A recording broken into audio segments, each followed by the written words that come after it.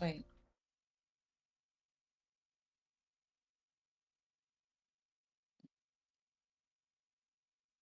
Oh, Wuthering Waves. Okay. Bernadette, are you there too? Yeah. Okay. Oh, hi. I didn't see you were on.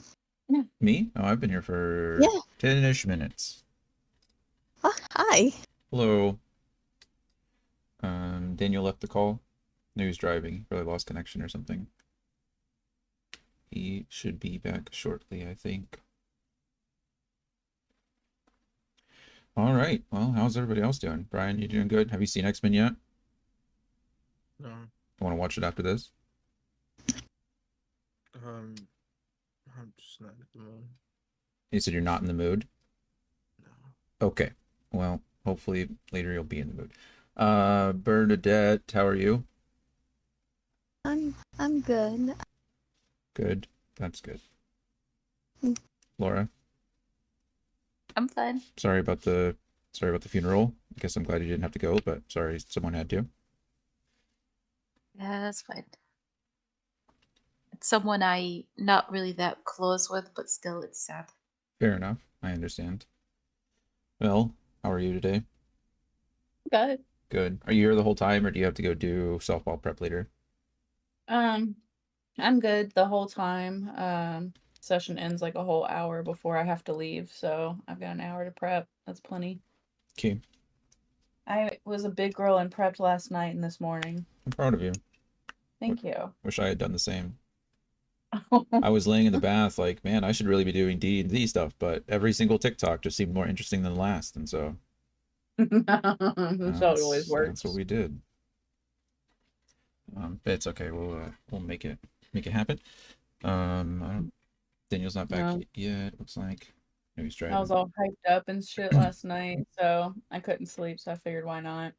Yeah. I'm excited too. So, yeah, this is the new time. I'm glad everybody's here. Glad we all made it. We'll be going. I think the scheduled time is going to be from 11 to 3, but you guys know how it is. Sometimes I just base it on vibes. When's a good stopping point? I try not to keep you guys later than the end time. So I think we've been pretty consistent. I think I've done an okay job. Sometimes we end a little early just because either you guys do something I'm not prepared for, or we're losing some people. But regardless, as long as this works for everybody, we'll keep it up. So while we're waiting for Daniel, we will do. Oh, Daniel's back. There we go. Perfect. When I have OBS pulled up, Discord sounds are all muted, so I don't hear when anybody's coming or leaving. So it's kind of like I don't have a way to track that. But so we'll do a quick recap of the last session and where we started. So this is your first real adventure after Candlekeep murders. That was a pretty long series of events, and so we're back on the main campaign trail. Essentially, the plague is still covering parts of Faerun. It seems to be spreading. You guys have started to narrow down maybe some of the causes. As far as where the plague is popping up, most of them have occurred. Well, I think all of them up until now have occurred in places where the border between realms has been either weakened or permanently opened or forced opened in some way, shape, or form. So you have essentially followed some breadcrumbs. However, the adventure you're on now, while still partially tied to the plague, is also tied to the fact that an acolyte is missing. Earlier in the morning, Vazir Og came to you with another acolyte. Her name was Loris, Loris Nis. She mentioned that her and a companion of hers, Falthrax, Loder, were looking for a purpose or looking for a cure for the plague as well, looking for some kind of preventative measure. They were doing so by looking for ways to commune with and talk to and work with the goddess of Suna, or Suni, excuse me, Suni is how you pronounce that, Sune. And because Suni is the goddess of love and beauty, and in their eyes, the plague was making everything dark and was destroying things and making them extremely ugly. So it's possible that Suni would have some kind of say in the matter by making things beautiful again. And so while investigating, it seemed that Falthrax had found something, maybe an answer to the maybe an answer, maybe a way to commune, or maybe someone who they could contact. And so he checked out a book called The Price of Beauty, and then disappeared later that evening. That was the last time that Loris had seen him. So you were essentially asked to find him. The book was brought to you, and come to find out that not only was the book seemingly written by an elf that's was also an acolyte, or also a follower, a cleric of Suni. She had also put in a magical portal of sorts into the book itself. And if you expressed to her either your desire for rest or your desire to change something about yourself, which Kyle partially did, the portal would open and you were taken into a wooded trail that looked pretty cool, in my opinion. See if I can track it down again. It was this one. You were transported here to a beautiful pathway. And on the pathway, well, of course, after the portal opened, it was pretty clear that Vazir Og, as well as Loris, was convinced, or were convinced rather, that this had to be where Falthrax left to. He obviously wished to commune with Suni if possible, and so would have entered the portal. And they requested your assistance in finding him, and you all agreed. So hop through the portal, jump through the forest. Kyle and Evie feel much more at home due to the the nature around them, rather than being stuck in these mostly cities that you guys have been in. And there is definitely a lot of magic in this forest, and I don't remember if I mentioned it or if it was rolled for or asked for. But I'll say that probably Kyle, maybe even Evie, any of you that have any kind of idea about history or nature or anything like that, you get the idea that this is definitely a part of the high forest. You guys have been teleported a long, long way. In fact, let's see what the easiest way to show you would be. I don't think I showed you actually the last time. So my cat will move. Thank you, Shadow. Big fat fatty. Okay, so everyone let me know when you're in the map. Whoa. Probably better to do this for now. Brian, you in? Okay, I'm home now. So Yeah, you can see. Okay, Bernadette. Yeah. Daniel, if you can't, I understand. If you're home, if you can see it, that's great. I just got back. I just switched to my computer. Perfect. I can see it. Laura, are you on the map? I assume you said whoa, so probably so. Yeah.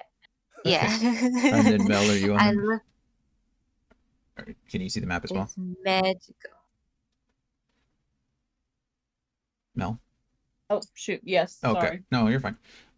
Perfect. So you guys started here at Candlekeep. This map is a little bit weird, so I can't really like mark it like I usually. It's not weird. It's a great map, but I can't mark it like I usually do. So Candlekeep is down here, which is where you started this morning. And if Kyle and Evie and everybody else's assumptions are correct, maybe even a passing comment by Vazir Og, then you estimate that you are somewhere in the high forest, which you can see is a rather large forest that surrounds the Star Mounts. As far as where you are, it's unclear. but we'll say that due to the magics and the Kirkpa's affluency with trees and things like that, it's quite possible that you guys can at least pinpoint that you're somewhere up here. Where in the forest, again, you're probably not sure. Maybe later, if you're investigating and you find a river, it might help you identify where you're at. But definitely somewhere in the high forest. So, yeah, pretty big forest. So, actually, I think I can even do something like this. So the two furthest points, essentially, we're talking about 17 days of travel. Oh yeah. So it's pretty large. Pretty large. Jeez. I don't know what just happened. Okay, trash. Clear all. No, clear this. Whatever, doesn't matter. It's going away anyway. Okay. So that's where we're at. Yeah, fun stuff. So you identify kind of where you are. I believe it was Emmy found a sign as Kaya was bouncing across the trees and enjoying life, as was Evie. Alaric, Adom were, kind of observing around. I think Emmy was the one that stumbled upon a sign that essentially pointed you to the nearest location, which was the Temple of the Restful Lily. And so having nowhere else to go, and that being your only identifying mark, you obviously decided to, follow it. And so you did. And it led you to a beautiful temple. And you really came up to the front here and found the doors. Also, a quick reminder, if you scroll down or zoom out, you can see the portraits of the people that you've talked to so far and interacted with. So those are the individuals that you've met at this juncture, or at least have seen in passing. And we'll continue on. I just wanted to give you that little piece of information. I think I've described parts of the temple, but for those who don't remember and those who weren't here, you can see that the walls and the floor are luxuriously appointed. They are surrounded by this almost wall, a barrier of flowers, just surrounding the whole place, with the exception of the front door that you can see. The walls appear to be beautiful polished stone, and the stonework is immaculate. From what you can see, at least here on this front house. The doors inside the bathhouse and the tower, at least the front doors themselves, they appear to be carved with images of water lilies. In fact, lilies seem to be the theme of this whole place. It's called the Temple of the Restful Lily, so kind of makes sense, right? But the doors are beautifully polished wood, carved with those lilies. The windows are made, from what you can see, almost all of them are decorated in some way. The outside windows are mostly clear glass, but you guys entered the bathhouse previously and discovered that those were beautiful stained glass. And then we'll get to the lighting in a second as we need to. But you decided that after, looking around a bit, and this being the only building kind of in the clearing, or the largest building in the clearing, I should say, that you should start with there. And so you approach the front door, and the door is opened before you. And there you were greeted by Saith, the person directly behind the desk, who greeted you, informed you of the prices of the stay, kind of the prices and the condition of your stay. Customers were required to change into robes and slippers, essentially, if you wished to partake of the services. And you all agreed. Leslie here, the servant or the worker, she fitted each of you with your own robe. Evie's robe had a slot for her wings. Kyle's robe had a slit in the back for his tail. And even little Stolas was given a robe that would accommodate his wings and his beak and his claws and everything else. So you were each Okay. you were each given rooms to store your stuff in, which you did. And so most of you locked away your gear and everything that you had with you in a chest. Kyle, I believe, was the one that stored his stuff all in his bag of holding, or everything that could fit, and then stored the bag of holding behind the chest or under the chest. He didn't put his stuff in the chest. And so Saith then offered you a tour. And so you toured around the facility. You interacted briefly with a beautiful sun elf conducting some kind of fitness class out in the gardens. You found the bathhouse, the pool here to the north. And you didn't interact with anyone, but you did witness a dwarf as well as what appeared to be a half elf off in the corner enjoying kind of a sauna steam situation. You were taken into the lounge and were shown the bar as well as some manicure pedicure situation going on here. You were taken north again to the massage rooms as well as the salon, so you could get your hair cut or a trim or a shave or a massage or a wax or whatever. And then you were pointed down in this direction where the rooms, the customer rooms are. So if you wish to stay the night, those would be the rooms that you would be offered to stay in. So being patrons, you now decided you were essentially given free reign of the facility. Saith, told you that you could partake in any of the services. They do all have a cost. Access to the place itself, essentially use of the baths, as well as the robe and everything, was 5 gold pieces per person, which Emmy paid for everybody. So that paid for your stay. I believe Emmy and Evie both got massages. And then Adom, Alaric, and Kyle all received a haircut of some kind, and that all had costs associated with it. Evie, I've already deducted all that, so you don't have to worry about any of it now. You're all caught up as far as your gear and stuff goes. Sweet. Thank you. Of course. During the massages, I believe it was Emmy and Evie, you all discovered that. So firstly, you were introduced to Ilmar here. Ilmar is a drow. And he appears to be responsible for most of the either massages or the haircuts. But because you were such a big group wanting all these services at once, Ilmar called in another worker, also coincidentally named Leslie.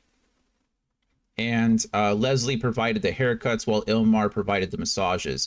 I believe it doesn't matter who went first, but the massages took about 2 hours total. Emmy 1 hour, Evie 1 hour. And during that time, Emmy and Evie found that Ilmar seemed to be neglecting one of the random bottles on the shelf. There was one that looked just a little bit different, a little bit off. So after the massages were done, Emmy and Evie ran kind of a distraction scheme. Evie kind of tried to hold Ilmar's attention while Emmy went in and saw what was up with that bottle. And Emmy, do you remember what you found there?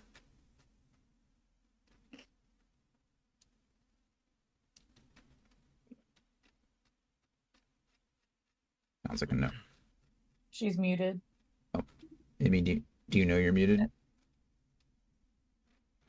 Oh, What's that? I think she's there and she's just faking it. She's like, I don't know the answer to this question, so I just pretend I'm muted.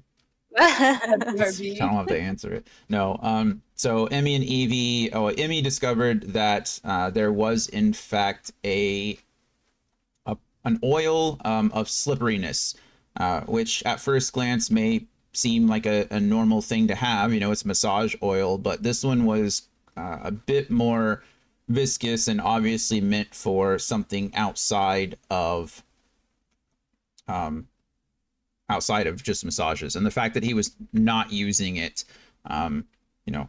could have alluded to something else. However, no questions were asked. This is the first instance of anything, being weird, and it's really just an oil of slipperiness. You have no idea how it got there, or what it's used for, or anything like that. And that was pretty much it.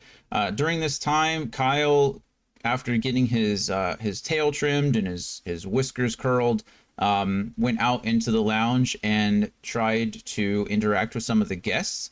The first table he approached was sat with Morgana here, one of the matrons of the lodge, or the temple, excuse me, and a dragonborn who was also present. And Kyle's charisma check didn't go that well, but neither member were openly hostile at being interrupted. But Kyle did ask the question, have either of them seen, or do any of them know about the acolyte they're looking for, Falthrax? And neither claimed to have seen him or known him. Kyle realized at that point that none of you had asked about any of the details for Falthrax at all, other than his name and knowing that he's an acolyte from Candlekeep. So Kyle realized that he doesn't know what race he is, or what he looks like, or anything like that. And none of the other party members asked either. So Damn. off the top of Kyle's head, there is not much that could be given to either of them, but neither of them recognized the name Falthrax. Morgana did mention that all the customers, all the clients that come through should be kept at the front desk with Saith, as he is kind of the monsieur, the maitre d', if you will, and he keeps a log of all the customers that come in every day. And I think that was essentially where we ended the session. Everyone kind of got a taste of the place, kind of had our little conversations here and there, and you guys are essentially ready to continue your day. So I think I did end the session saying that it was about afternoon time. You guys were summoned to Vazir Og sometime in the mid-morning, after breakfast or whatnot. We'll say 10-ish a.m. You guys had a quick conversation with him. The portal was opened. You traveled down the portal, which was, let's say, quarter of a mile. That's what, 5 minutes of travel. And you guys are carrying gear and stuff, so maybe you were going a little slower, but not long, less than half an hour of travel before you found the temple itself. And then after changing and the tour and the massages that did take 2 hours, we'll say that it's, sometime around, we're just going to say noonish, I guess, because why not? But yeah. So the person that we're looking for, how long ago did they go missing? 3 days, I think. So they're 3 days ahead of us? Yes. Okay. Let's see. I must have missed that part. That's what I was. Okay, so it was this is the morning of the third day. So Falthrax loader was seen 2 days before by Loris. So 2 days before that evening, Falthrax mentioned to Loris that he believed he'd found a way to communicate with Sunni, potentially. He went missing that night. He did not show up for breakfast the following morning, or any of the acolyte training or any of his duties. Loris went to go look for him, and they found his room empty. So this will be, I guess, the morning of the third day. Yes? Okay. No. All right. Yeah, I guess. No? Yeah, morning of the third day. He's been missing like 2.5 days, to the best of your knowledge. Okay. Thank you. Are there? And we know Oh, go ahead. and we know nothing of how he looks like or anything, do we? No. I'm gonna let you all roll like a quick probably history check or a charisma check. You guys have been in Candlekeep for a long time. It's possible that one of you would have run into him or seen him or been assisted by him. Maybe Emmy more than any of you, because Emmy, being a cleric, would probably be searching in more religious texts than the rest of you would. I had an idea. What's up? Well, I was gonna ask if is there any like magic user here? Probably has the message spell, sending spell. Sorry, the fire. So we can ask Wazirag. All right, Coda. I know you don't like the fire. Yeah, I get it. Asking if someone has like a message spell or something to ask. Yeah, so we can ask Wazirag what does he look Um, like to make it more, I don't know, Ye- consistent. Yeah, I mean it's possible. There's no one. I don't know. You'd have to ask around. I can tell you that magic spell, like those types of spells, aren't necessarily like services here.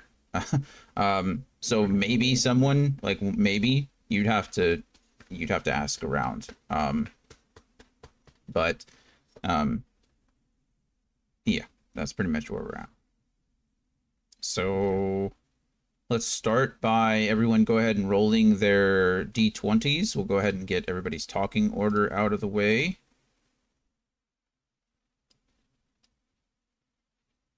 Oh, that's not what I have to do. starting out strong. Look at us go. Oh my god. You guys always. All my luck is gone, but with the first roll. Let's go. Bruh. Emmy is gone. Is anybody? Oh, Bernadette's just gone. She said she'd be back, so I don't know. Yeah. Okay. Well, right now Emmy's gonna go last then. So it looks like I don't know what Alaric or Adom rolled. Looks like they cleared their rolls already. Clark rolled a 19. 7. Yeah, I rolled a 19. Did I clear? It didn't even hit. It's gone. It's I don't gone. see it. Yeah, I know. What the? But it's 19. Here's 19. Okay. Mine's gone too. And then Evie, and then Kyle, and Emmy last. And then we'll make you guys bigger.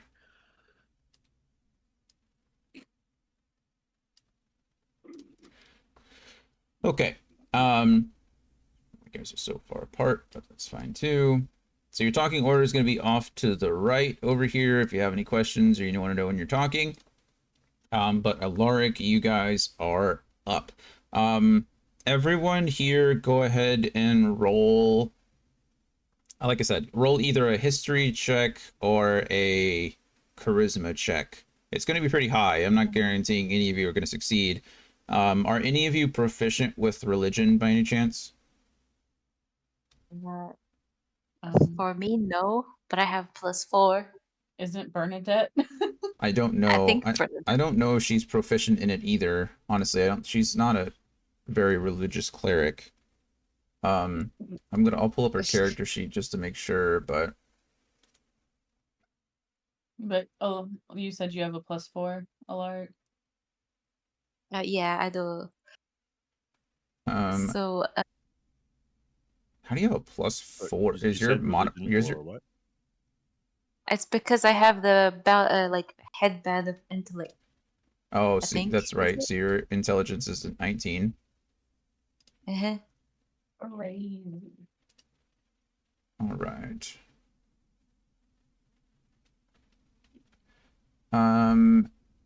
Yeah, I mean, even Emmy's religion is -1. So Damn. That seems backwards as hell. yeah, we'll go ahead and forgo. I mean, she has a low intelligence and didn't choose religion as a proficiency. So, All right, so you said history or charisma? she's a cleric with proficiency in stealth. We don't ask questions Okay. now. I guess I helped her with her character, so it's my fault. None of you have proficiency, so I won't let any of you roll with advantage. You can all roll either a history or a charisma check if you want to. Alaric, you have the highest religion score, so I'm going to let you roll with advantage at the moment because Emmy's not here. So Yeah, religion. we'll just assume that those two things balance each other out. So advantage, right? Yes. Double check. Roll a religion check with advantage. Shake. Oh. You guys are. Oh. I used my luck for the talk turn Yeah. roll, so I think I God. need first place. That's sad. Daniel, you there? I got a 4. Yes. Sorry. Religion. Religion or charisma, whichever is highest for I you. thought you said history or charisma. Yeah, history. Sorry, history or charisma. Thank you. And if we're proficient in history, nothing changes, right? Nope, not in this case. There we go. Okay, what did you roll? Charisma or history? That was history. Okay. Let's see. So you all kind of come together briefly after Kyle's conversation just to ask about Falthrex. Kyle recalls that none of you really got a detailed description of him. Adom, in your few weeks here at Candlekeep, you've scoured different tomes and different things. And in the last couple of days or weeks or whatever, you remember running into someone named Falthrax, and the only thing you can remember of them is that they were a dwarf. You don't know, I mean, you couldn't really describe them if you wanted to. You don't know what, clan they came from. All you know is you met a dwarf named Falthrax somewhere in the stacks, and that's probably the best you guys have to go on. So, there you go. This is a dwarf. He's a dwarf. If you'd like to continue on with Kyle's suggestion that you try to find someone here that can maybe get a message back, that's up to you all. You can try to find more information about the place and then send a message back with where you are, kind of thing. Because at this point, I don't think any of you even know where you are, other than in the middle of maybe the High Forest, potentially at a place called the Restful Lily, which may be enough, right? Whatever. But, Maybe we could talk to the front desk guy about all that. Yeah, whatever you guys like. It is now your day. I will say this. As you all start your conversation, a nice little chime rings out, and you hear a bunch of scurrying happening all at once, just out the door. It appears that it may very well be lunchtime. The tables over here, Evie, I mean, these doors open. As the doors chime, it seems like all the doors, at least the doors magically open that you can see. These doors open. The lounge door down here swings open. Evie, Emmy, off to your right. Kyle, we can say you're there too. I'm going to move you here just because you're having a conversation. You all can hear this door over here swing open as well. And lots of movement starts to occur. People start filtering in, and everyone kind of finds a seat for food, if they can get one. Let's see. I think that's Would it be racist to ask the other dwarf if they know Falthrax? maybe a little, but it's the best lead you got, so. Okay. So a bunch of people appear in the lounge all at once. Whether this is everyone in the Restful Lily or not, is, yet to be determined, but a very large crowd. You definitely see some new faces appear. And you're pretty much at the whim of the temple at this point, as everything seems to be geared towards eating. We'll say I'm gonna move them over. I'll be back. Okay, I'm gonna move Siltorin over here, just so that we can pretend that these two tables are kind of pushed together for your party, so you guys can chill over here if you like. But it's really up to you whether you eat or mingle or whatever you like to do. Lark. Are all the little handmaids named Leslie? I just realized this. Yeah, all of them. They're all clones. Say that again. They're all clones. True. It's like or it's like a Stepford wife situation here. I was thinking like out of Pokemon. Yeah, like Nurse Joy. Yeah, kind of like, Yes. Yeah. or all of Officer Ginny's. Oh my god. These are all maid Officer Leslies. Jenny. These are all maid Leslies. Okay, so um yeah, yeah. Not that it matters, but they're all Leslie's because I thought I had more tokens like her, and I don't know where they went. And so when I was putting this together, I was like, "Crap. Okay, whatever. I don't have time to make 47 new tokens. We're just gonna duplicate this one." So I duplicated the Leslies, and now they're all just made Leslies. You can imagine that some of them are male and also named Leslie. Okay. Okay. Um, Regardless, in this situation, it is the doors have opened, people have filtered in. My Alaric just stepped away, so we will go with the next closest, which is Adom. Adom, it is your turn to go up. Like I said, talking order on the right. What you do with the information you found is up to you. So your current situation is nobody so far that you've talked to has heard of Falthrex. You just now recalled that Falthrex is a dwarf, so that might give you a little bit more to go off of. Ilmar has a potion, or I'm sorry, an oil of slipperiness in his massage chamber, and yeah, that's pretty much all you got. Oh, so far you know that it seems that Azarissa and Morgana are two of the matrons here. Whether you don't know more than that. So those are the people that seem to be in charge for the moment. Ready? Well, actually, first, does anyone have any questions before we just go? Before anybody else, it's a lot of exposition, but a lot. No. No. Perfect. Then Azarissa and Morgana. yeah, Azarissa here and Morgana seem to be the two, at least, well, they seem to be in charge, more in charge than everyone else. They seem to be the one giving orders rather than receiving them, if that makes sense. You're not sure if they're the only ones or if anything like that, but yeah, those are the two names that have stuck out to you so far from what you've seen. Okay, well, I'm gonna give us the option to sit down, but I'm just gonna like walk over. Excuse me, y'all. Good, good. Pardon me. And just like Mhm, I'm gonna sit, yeah, I'm gonna sit on this side of the bench, just so I can keep like a 90-degree Okay. viewpoint Sure. of most people here. I'm not worried about the Leslies for me. Yeah. Yeah, this what could Maid Leslie possibly be? Oh, I wonder who they are. Perfect. Okay, so you're just chilling. Yeah, Okay. like observe. Go ahead and roll me a perception check then. Nice.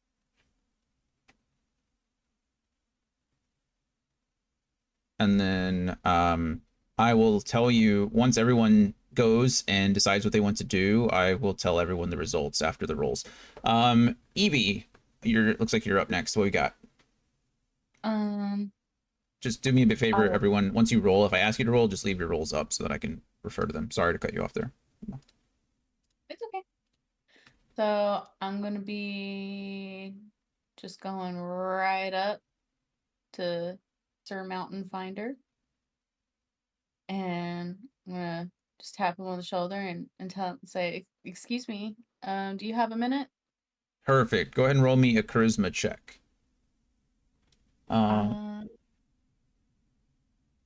Persuasion in this case, probably. Because you don't seem to be very intimidating.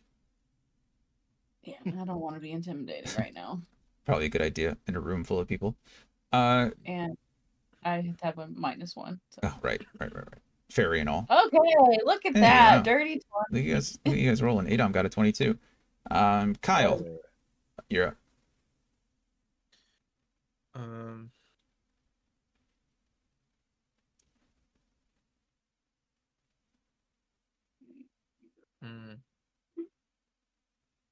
I don't really know. So the plan is just to talk to the doors. You can I talk to whoever you want. Yeah, in this case, it is lunchtime. It seems like a lot of people have filtered in this room. Like I said, you've seen some familiar faces. You know, Alric over here, as well as the two customers, or the customers, the two the couple over here. You saw them earlier in the garden. Azarissa was leading that class. You've seen Merver here, and Fincil Fincelergic. I'm just going to call him Fincel from now on because I'm not pronouncing the rest of that. Fincel and Morgana were here having a conversation before. You talked to them directly. Siltorin and Hjalron, they were in the pool over here, the bathhouse area, the actual bathhouse. Jarlaxle has been here. You don't know their names, by the way. You know Fincel's name. Kyle does. And you know Morgana's name because they introduced themselves. These you don't really know. Saith mentioned Azarisa when he was talking about the garden and the classes. And then I think that's it at the moment. But anyway, I'm mentioning their names because I'm an idiot and didn't hide them. I can't hide their names. So if I open the token, then the token just says hello. So the new faces for you are probably the two halflings that you can see sitting at the bar. They seem to be sitting close to each other, next to the drow. And then you saw somebody, as you came through the lobby into the lounge, you saw somebody working back here, but it appears that now you have a beautiful elven lady who's bringing the food out, as a couple of Leslies are helping her to serve it. So she's bringing food out, a Leslie is bringing it around, and everybody's kind of getting some food. So Is Morty a service animal? Because that's not very high. maybe you want to you can ask about it if you like. I'm busy talking to the dwarf. Maybe later. So what you do is up to you. You can observe like Adom. You can try to strike up a conversation with somebody else now that you have, some more information. Maybe you can assist Evie with talking to Hjalron. It's up to you. Yeah, I was gonna do that. I was just gonna approach and delicious food, and I'll just absorb and probably help Evie with the conversation. Okay. Hello, good sir. Perfect. Okay, then you can go ahead and roll your own charisma check as well. Emmy, we made you go last because it looks like you had to go, but if you're back, Bernadette. Sorry. No, you're fine. The choice is yours. Whatever you would like to do. Sit down and wait for food. Observe, talk, whatever you like.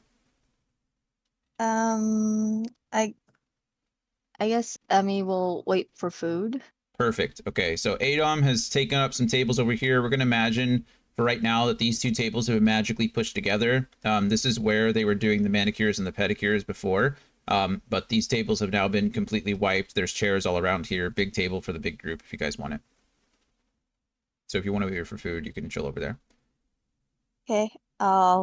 Emmy will sit right beside her friend.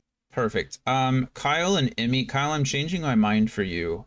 Evie's charisma check will be good. You can observe as well, but I'm gonna need you and Emmy to roll me Constitution saving throws, not a charisma check, or not a persuasion check from Kyle.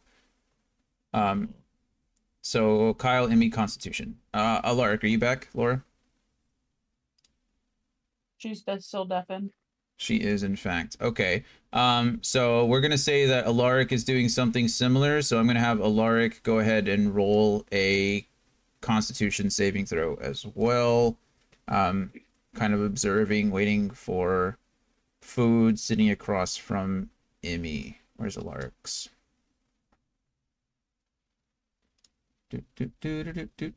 Constitution saving throw. Oh, crap. Just rolled a nat 20. Okay. Perfect. Okay, so how do we want to do this? I don't know. I don't know. Alaric is up first, so we're gonna go ahead and Alaric, Emmy, and Kyle. Let's see. I can. Let's see. Alaric and Kyle, you eat the food and it's pretty delicious. Nothing seems out of the ordinary to you whatsoever. It's a good spread, you know, imagine whatever you like and that's what you got. And you're eating it normally. Even Stolas is able to pick some pieces. Alaric hands some pieces up to Stolas, you know, some bits of bread and maybe a piece of meat or something, and Stolas is, you know, happy to take it. Emmy, however, you start to feel, you know, a little sick.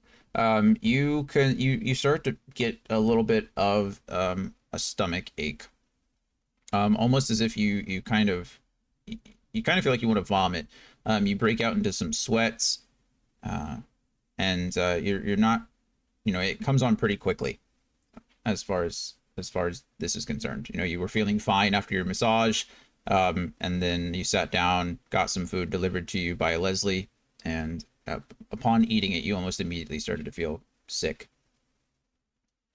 Adom. So let's see. You rolled a perception check.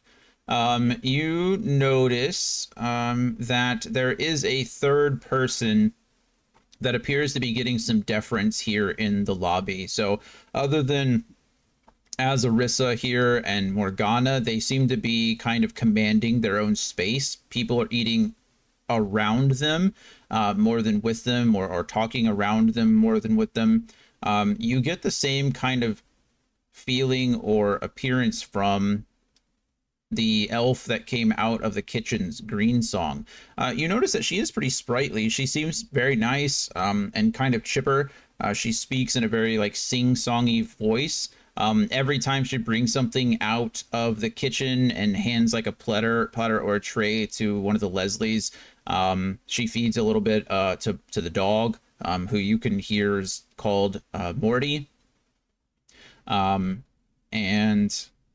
the other thing that you notice is rather one of the things that probably catches your eye, and the reason that this person is drawn attention to you is because it seems that Saith is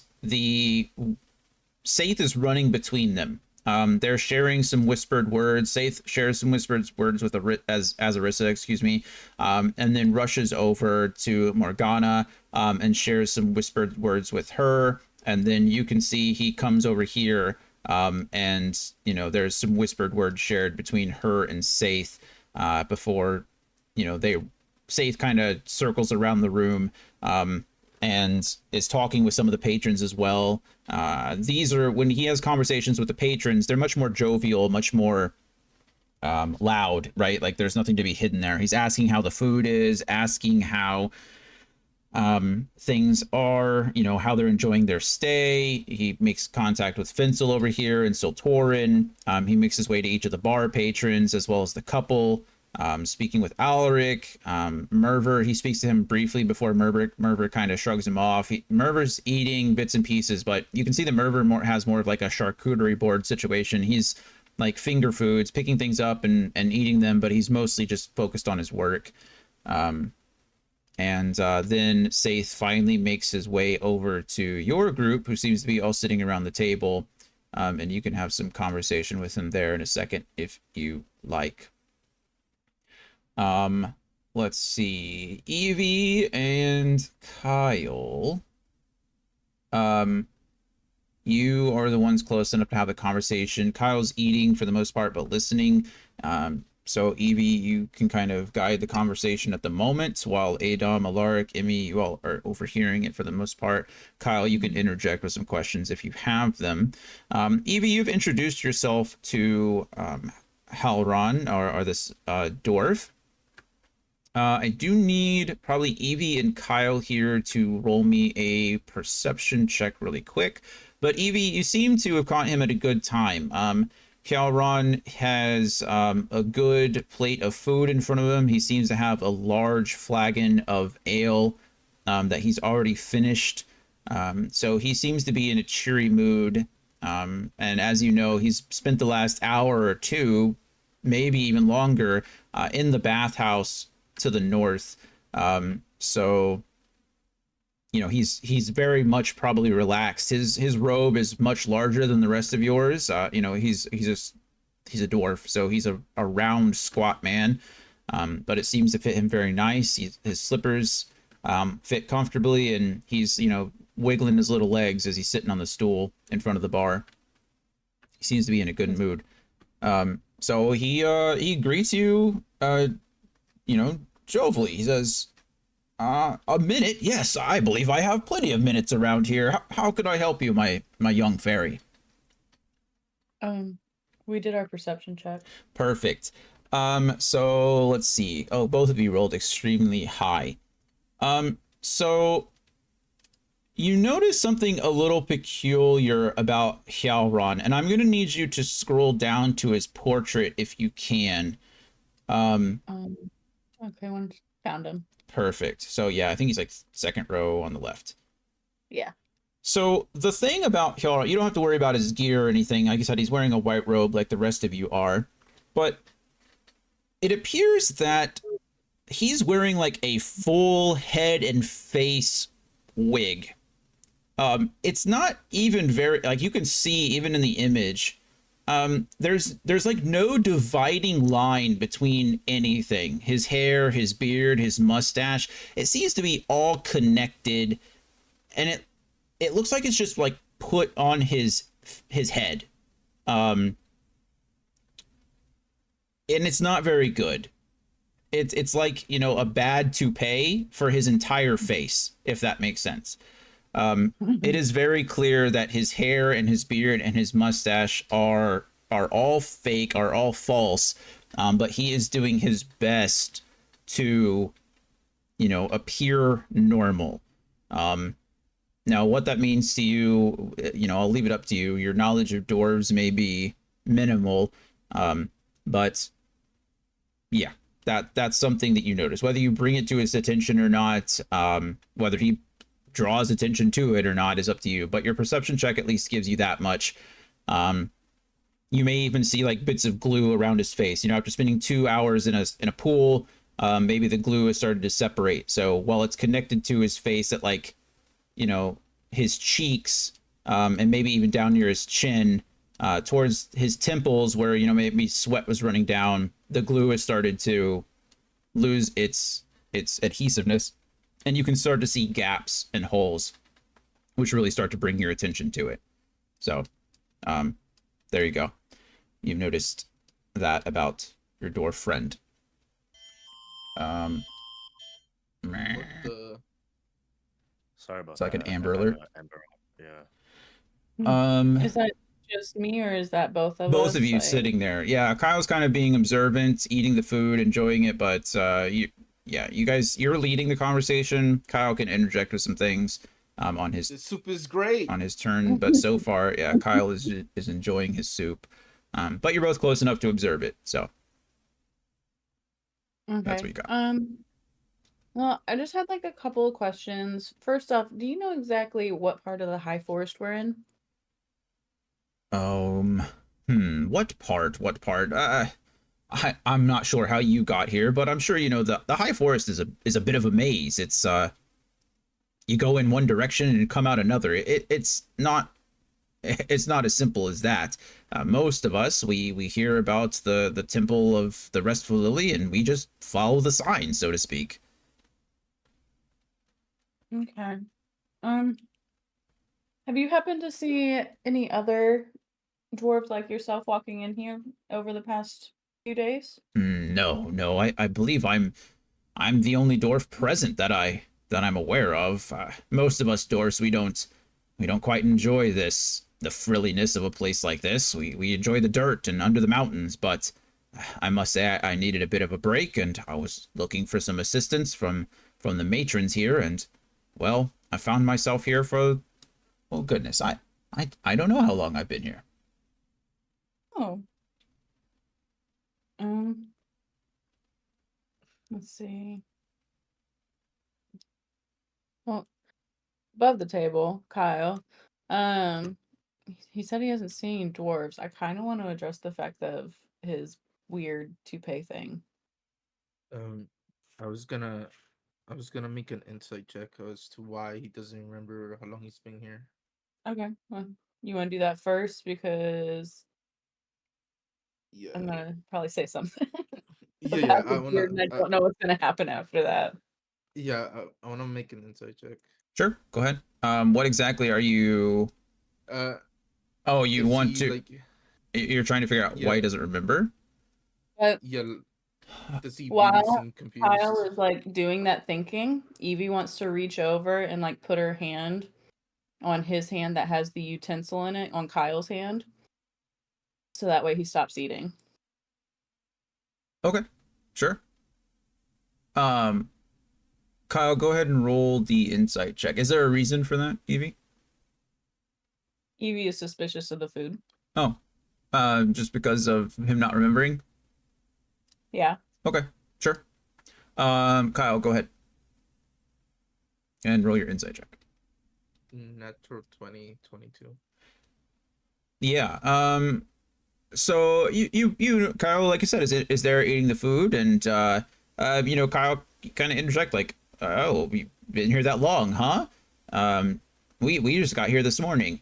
And Hyaron laughs and chuckles. Oh, I'm sure you'll love this place too. No, no. What I mean is the days seem to blend together here. I spend most of my days living in the sauna. It's warm in there. It's nice, like I'm used to under the mountains. I'm not sure if you've been there, my friend, but it's much warmer down there for the most part, and I enjoy that. So I spend my days there. I get a massage. I listen to the matrons and agree to the various remedies they provide to me. Some of them seem to work, and others not so much. But I'm told it's a process. So I'm happy for their help. And goodness, how long have I been here? Maybe a 10-day or so. Not too terribly long. Less than a month, I would say. Oh. So this is more like a retreat than a weekend getaway. Are you asking him, or are you saying that? I'm kind of asking. Okay, perfect. We'll respond to that when we get back around. Want to make sure everybody's getting a chance. Emmy, Mhm. you're still muted. Are you there? I'm here. Perfect. So you started feeling sick with the food. You've Adam has kind of shared with you a little bit of what he's seen as far as that's concerned. You've seen that Kyle and Alaric both seem to be eating the food, and they don't seem to be showing any ill effects from it. However, you are feeling very sick, and just so happens that Saith has made his way back around to your table. So what you do with that information is up to you, but it is your turn. First she's gonna let the food drop out of her mouth. Sure. Like, why am I the only one? Sure. Why? So Saith, as Saith approaches the table, Emmy is like letting the food fall out of her, like kind of like baby birding it back out of the plate. And Saith like rushes over and removes the plate away from you, and my dear madam, is everything okay? Is the food not to your liking? The I gotta be honest with you. I'm feeling sick. Oh, that is sick as. Explain your symptoms. I need everyone here to go ahead and roll a perception check. Okay. Adam, you and Kyle can roll with advantage. Mm.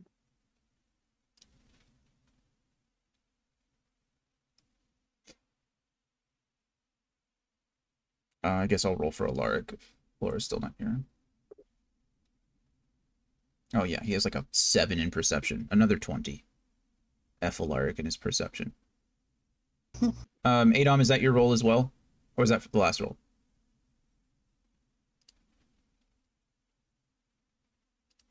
Daniel? Sorry. Eh, Is that your perception check from this roll, or is that your last roll? One where we spotlighted that someone else was. No, this, yeah, that's what I'm asking you. So right now I'm having everyone roll an additional perception check. So, Oh, I have to roll again. correct.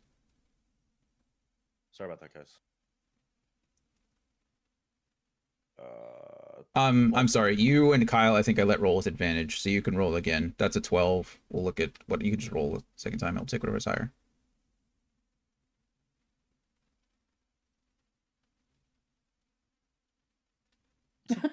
Okay. Wow. Interesting. So let's see. Alaric rolled a 20, Kyle rolled a 24. Everyone else seemed not to notice. So Adom a little bit distracted maybe by Emmy being sick and Saith's reaction to it. Alaric kind of takes a second to look around as Saith rushes over. Kyle and Alaric notice that it appears that the three matrons, Azarissa, Morgana, and Greensong, they have stopped all conversation around them or with them. They have stopped, Greensong has stopped serving food. Morgana has stopped responding to Finsel and Siltorin.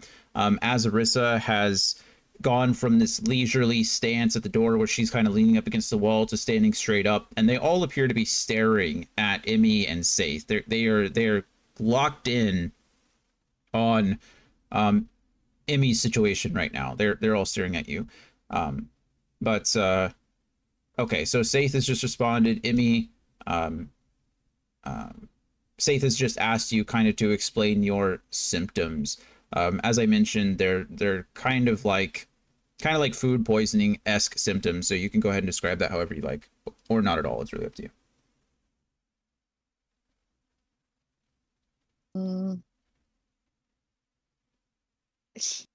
Like, I think I'm gonna throw up.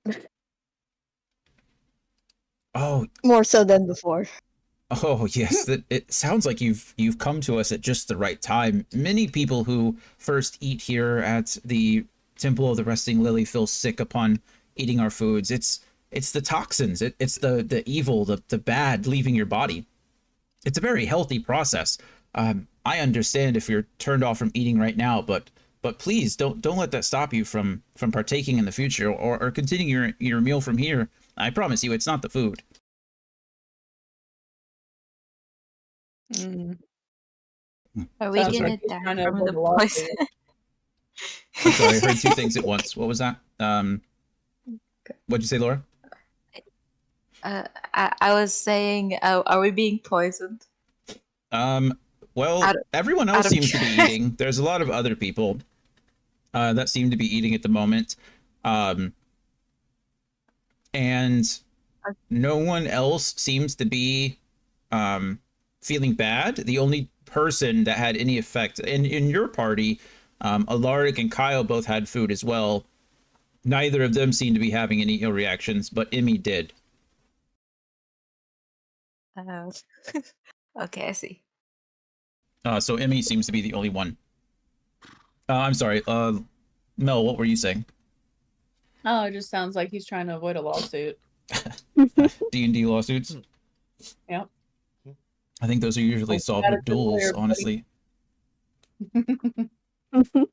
I don't know why I keep looking at the gift that Brian sent. Keep low, yeah, the everybody's eating. So funny. So yeah, Saith, explains, it's just the impurities, it's just the toxins leaving your body. Madam, or Matron Greensong, her foods are imbued with magical properties that, heal from the inside out. And if you're having an ill effect from that, then, the healing must be working. But please, let me go get you some light broth and some bread. Maybe this... In a bucket, please.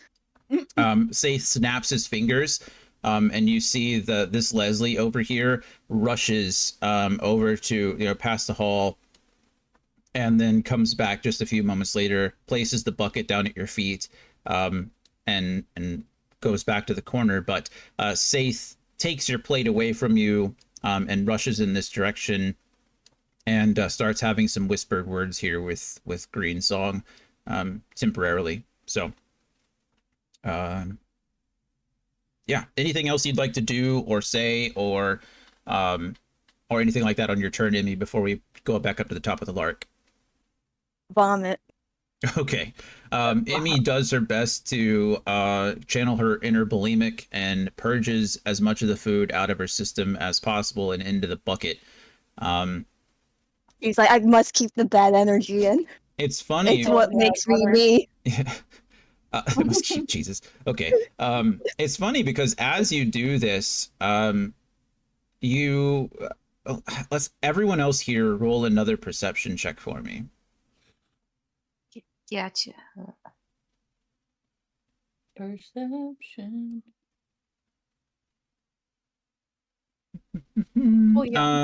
Let's see. Who can I have? Evie and Kyle. You guys can roll with advantage this time around. I'm sorry I already had you roll, but if you want to roll again, you're more than welcome to. I'll retry. See, I got a 15 on the first one. 17. Perception. I forgot what's my perception I is. got a Plus 16 7. and an Would, 18. would it Would you be like- possible for us to Yeah. hear what they were saying as they were talking to each other on the side there? On your turn, you can roll for that if you'd like. Okay. Or you can Okay. continue your conversation with Xiaoran, whatever you like. I don't think he's helpful, so I kind of want to listen in on them That's- and then say what I have to say to the dwarf after, like that's rude. on my next turn He's after not that. useful. No. Let's see. Kyle and Emmy, surprisingly, from all the way across the room. Kyle and Emmy, you hear like somebody snapping their fingers, coming from somewhere in, we'll say, this general direction. And as Emmy begins to vomit into this bucket, a white curtain surrounds Emmy. So the rest of you who don't hear the snap, it just appears that this white, to you, a white curtain just appears around Emmy. And it not only does it block Emmy from view, but it also deafens or like mutes the sound. So while Adom and Alaric, you are obviously, it's clear that Emmy is vomiting into this bucket. The rest of you don't really hear what's going on, but Go Yeah. die silently. yeah. But Emmy, you notice that the sounds around you are muffled as well. So not only does it work one way, it works both ways. So Emmy, you're kind of like in your own little world, just like vomiting into this bucket, surrounded by now what is a white curtain. This is worse than hell. This is Adom. Actually, yeah. Adom, you're up. I rolled a 13 total. Yeah, that was just a perception check to hear the snap. You did not hear it. So it's now your turn. You can do whatever you like. You've been perceptive, which has given you some advantages on some checks up till now, but you've heard Saith's explanation of the food, as far as Emmy, that it's the toxins coming out of her body. But it is your turn. You can stay being perceptive and kind of, observing around you, or you can break off and have a conversation with someone. Yeah, I'm gonna stay, and I'm not gonna go near that food. I'm more just gonna look at people's reactions to the food, like 5-10 minutes after. Sure.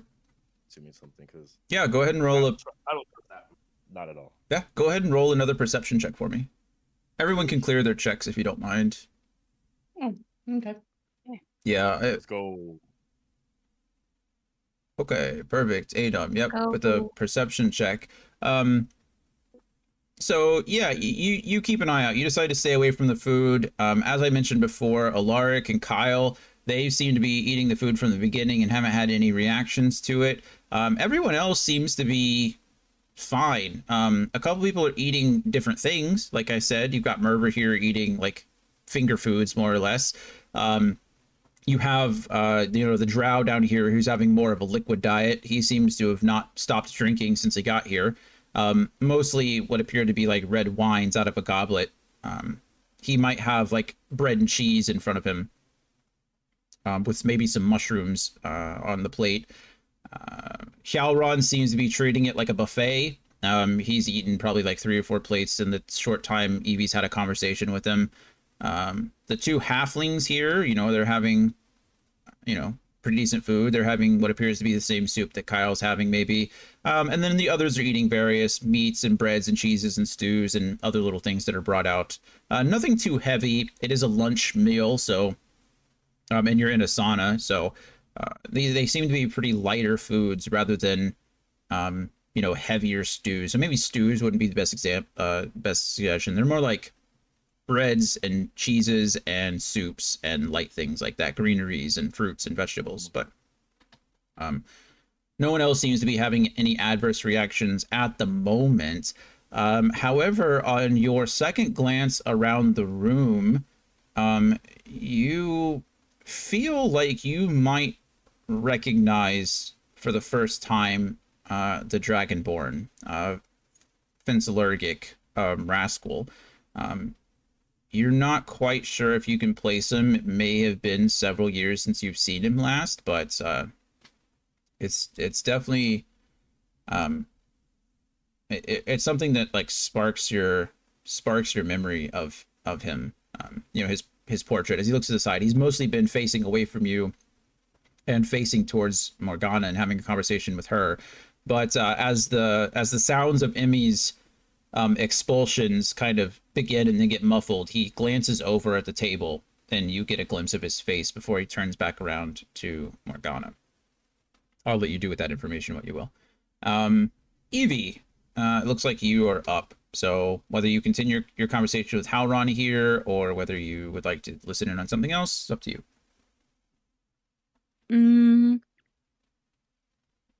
I think I want to listen in on them real quick. Okay. Go ahead and make a perception check. Okay. Also, remind me what languages you speak. Let me go double check that. Common, Sylvan, and Druidic. Common, Sylvan, Druidic. Okay. Thank you. Oh my god. Yeah, Mulligan? if only, right? Kyle, help me. Help me, Kyle. Help me, Tom Cruise. Yes. Okay. So you do not know, well, you can't hear anything. Everything's happening all at once.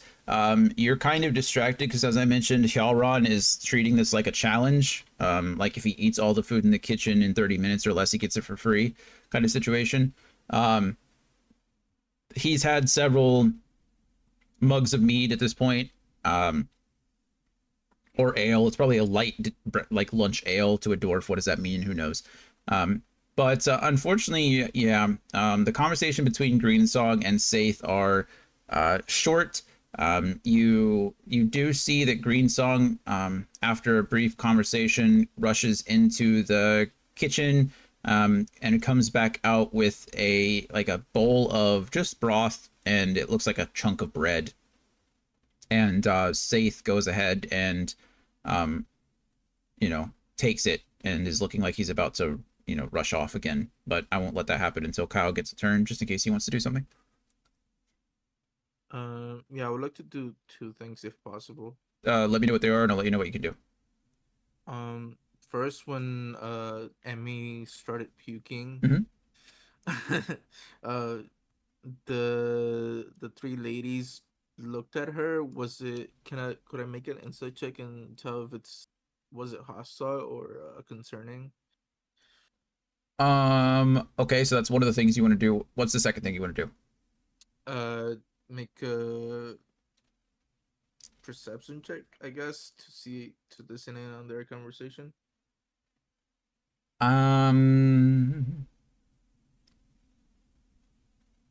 Okay. If not, I'm trying to think because I know a lot of things are happening at once, but I kind of want it to be like everything's happening at once. So the matrons were looking at Emmy first, and then the conversation was happening second. So here's what I'll let you do. I will let you do both of those things, but on the next go around, you won't be able to do anything, essentially. You can have a conversation, you can talk or ask a question, but you won't be able to like roll for anything. Does that make sense? Okay. You can either do one now and forego the other one potentially, or you can do both and do nothing next time. Those are your options.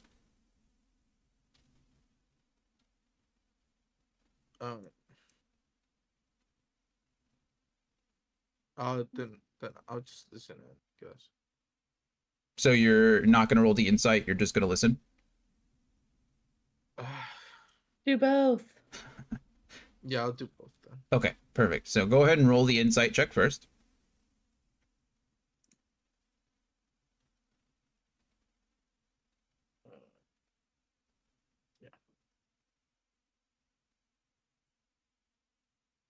Oh shit. What the fuck? That shit bounced around. Oh, it looks like it landed on a 17. So with a 17, let's see, what do you notice? So the reaction did not seem hostile. I will say that, right? The reaction to her, to Emmy getting sick, and the movement and all the actions over here at the table certainly didn't seem hostile at all. However, they didn't seem concerned either. Okay. It was pretty neutral, at least on the part of Azarissa and Morgana. Greensong, on the other hand, may have seemed just a little bit pleased. And given Saith's reaction to Emmy's reaction, maybe that explains it, right? Saith, you can hear, as I mentioned, Saith is a little bit loud. He's kind of the more charismatic one. He's going around. Whereas the Leslies don't talk, Saith feels he has to do the talking for everyone. So you can hear that Saith's explanations. When it happened, some of the other patrons, were shaking, or nodding their head, kind of thing, like, "Oh yeah, this happened. Happened to me." Blah blah blah, whatever. And so maybe Saith's explanation maybe makes sense, and maybe that's why Greensong is a little pleased, because it means her food is doing its job, perhaps. But no hostility, no real concern, possible pleasure in Greensong's reaction, if that makes sense. So Was it like she expected? Did it seem like she expected it to happen? there was certainly no surprise on any of their faces. Okay. Yeah, it was more just it's like a manager, right? These you've now identified that these are the three matrons of the temple, and they obviously have a lot of customers, right? The whole room is essentially full of their clientele. So making sure that maybe the situation gets handled properly was their primary concern. And it seems like Saith has kind of calmed things down, which now you're about to kind of roll for perception to see if you can overhear any conversation there. Yeah, go ahead and roll your perception check. I'll give you advantage on this because you're super close. I mean, you're like right there. Okay. Remind me of the languages you speak. I speak Common, Krepka, Druidic, Elvish, Sylvan. Okay.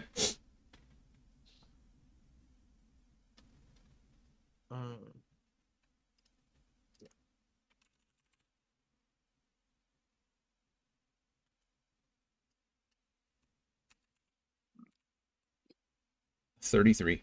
That doesn't work. What was the? Wait, what the hell? If you're out here rolling 33s, I'm banning you. I'm just kidding. It's a 16 plus 5. So a 21. Okay. So you can hear half of the conversation. You can hear both speakers. However, Saith is speaking in a language that you do not recognize. It is not something that you're familiar with. Maybe you've heard it in passing, but you can't place it. You do not know. Greensong, however, is responding in Sylvan, which you do understand. And you can hear her. She says something to the effect of, the food is doing its job, before she rushes off to grab the broth and bring it back to Saith. And as Greensong hands over the broth and the bread, Saith takes off and rushes it back over to Emmy. And as Saith taps on the curtain, so to speak, the curtain disappears. And actually, before it disappears, Emmy, I'm going to need you to roll me another Constitution saving throw, please. Not again. Ever.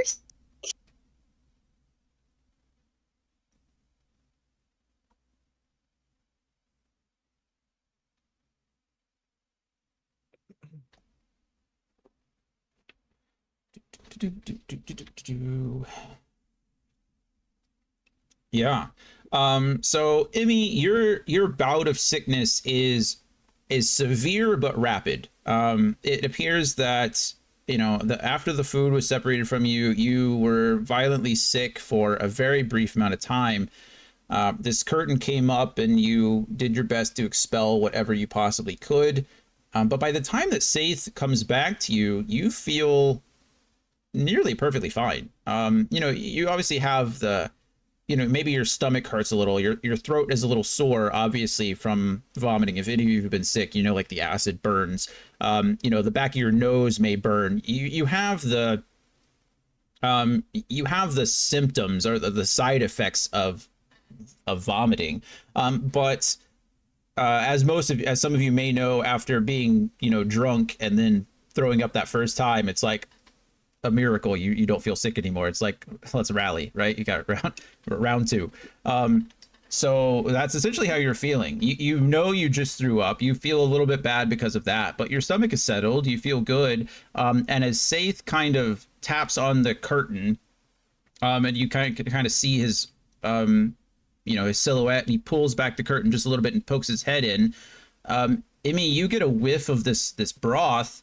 And it almost brings your appetite immediately back. And as Saith, Saith checks in on you and confirms, and Emmy, was it? How are you feeling, dear? A bit better now, actually. Good. Do you think we could dispose of the bucket and the curtain? Yes, please. Great. We'll get right on that. And Saith sticks his head back out and snaps his fingers, and all of a sudden a Leslie appears. She pokes her head through the curtain as well, grabs the bucket, and disappears back over to here, down the hallway somewhere, and then reappears at her station. Again, no words, no nothing. And her, Leslie's facial expressions almost never change. As soon as the bucket is taken away, Saith kind of brushes the curtain away, and it disappears. It is gone, with no trace that it was ever there. Saith sets down the soup and the broth and the bread, as well as a clean glass of water and a towel directly in front of you. Madam Emmy, if you'd like to stay and enjoy the rest of your meal, you're more than welcome. If you feel the need to freshen up, however, please drink some water, have this towel, and I can show you to a room. I promise it'll be free of charge for now. We want to make sure you're okay first, but it is entirely up to you. I'll just accept her. Thank you. Yes. And maybe a wash up later. Yeah, yes, of course. If you need anything, just snap your fingers like this. And Saith snaps his fingers, and a Leslie comes running. And someone will be right with you. But he waves his hand off, and Leslie goes back to the corner. Is there anything else I can do for any of you? And Saith will remain here at the table briefly for anything else. So, Emmy, you didn't really get to do anything. I had you roll a Constitution saving throw, but that was more of a reaction than anything else. You still have your action. So if you'd like to ask any questions or make another check or a roll, completely up to you. If you'd just like to continue on and let somebody else go, that's your prerogative as well. Emmy's gonna turn to Adam and say, if that ever happens again, just put me out of my misery. Okay. Adam, you can clearly respond if you'd like this, conversations happen. All right, good conversation. Emmy is sure that she never wants to feel like that again, but again, you're feeling fine. And will Emmy be partaking of the soup or the water or the bread or anything? Just the water. She's weary of the food now. Yeah, Emmy, you drink the water, and it appears to be the most pure water you've ever you can ever remember tasting. It washes away all of the sickness from your throat. You kind of swirl it around in your mouth a little bit to clean out all the bad taste, and it does so almost perfectly. A couple more sips, and you are back to your normal self, almost like it never happened. You are feeling no ill effects from your brief sickness just a few moments ago. So don't worry about any of that. You're not taking any damage or lingering effects whatsoever. Okay, anything else you'd like to do on this turn before we move on to Alaric? Emmy's just gonna relax and enjoy the water and not being sick. Perfect, yeah. The water is plentiful, no worries there. You've still got plenty in your cup. And the broth in front of you is nice and steamy and smells as appetizing as warm broth can smell, I suppose. Alaric, we are back to you. Whatever you would like to do. Just assist whoever is trying to question about what's his name again? Raflek? Partha? Falthrax? Falthrax, yeah. So no conversation has happened recently. Evie did ask Hjalron. We'll say that you guys can kind of overhear. It's not anything that you're trying to hide. You're looking for your friend. But Hjalron doesn't seem to know of where Falthrax, I can't even say his name now. You guys are confusing me. I think it's Falthrax. Yeah, it's not a hard. Yeah, Falthrax. You overheard that. Hjalron didn't know where he was. However, he's the only person you've talked to so far, other than Saith and Morgana. When you talked to Saith or Morgana, you didn't know at the time that Falthrax was a dwarf. So you can have those conversations again if you'd like with either of them. See if they recall, at least a dwarf coming through. I do have another question though. I want to ask Saith, where are we exactly in the map? Yeah, so I believe that Evie and Kyle did ask Hjalron about that, and Hjalron mentioned that he did not know. So again, you could ask other people, but Hjalron essentially said and responded to Evie that the people who need to come here end up here. They follow the signs, so to speak. Well, she said she wanted to ask Saith, though. He works here. He should know. Yeah. Like I said, you can ask other people. I'm just trying to give her the information that she'd have so far. Yeah. So. Can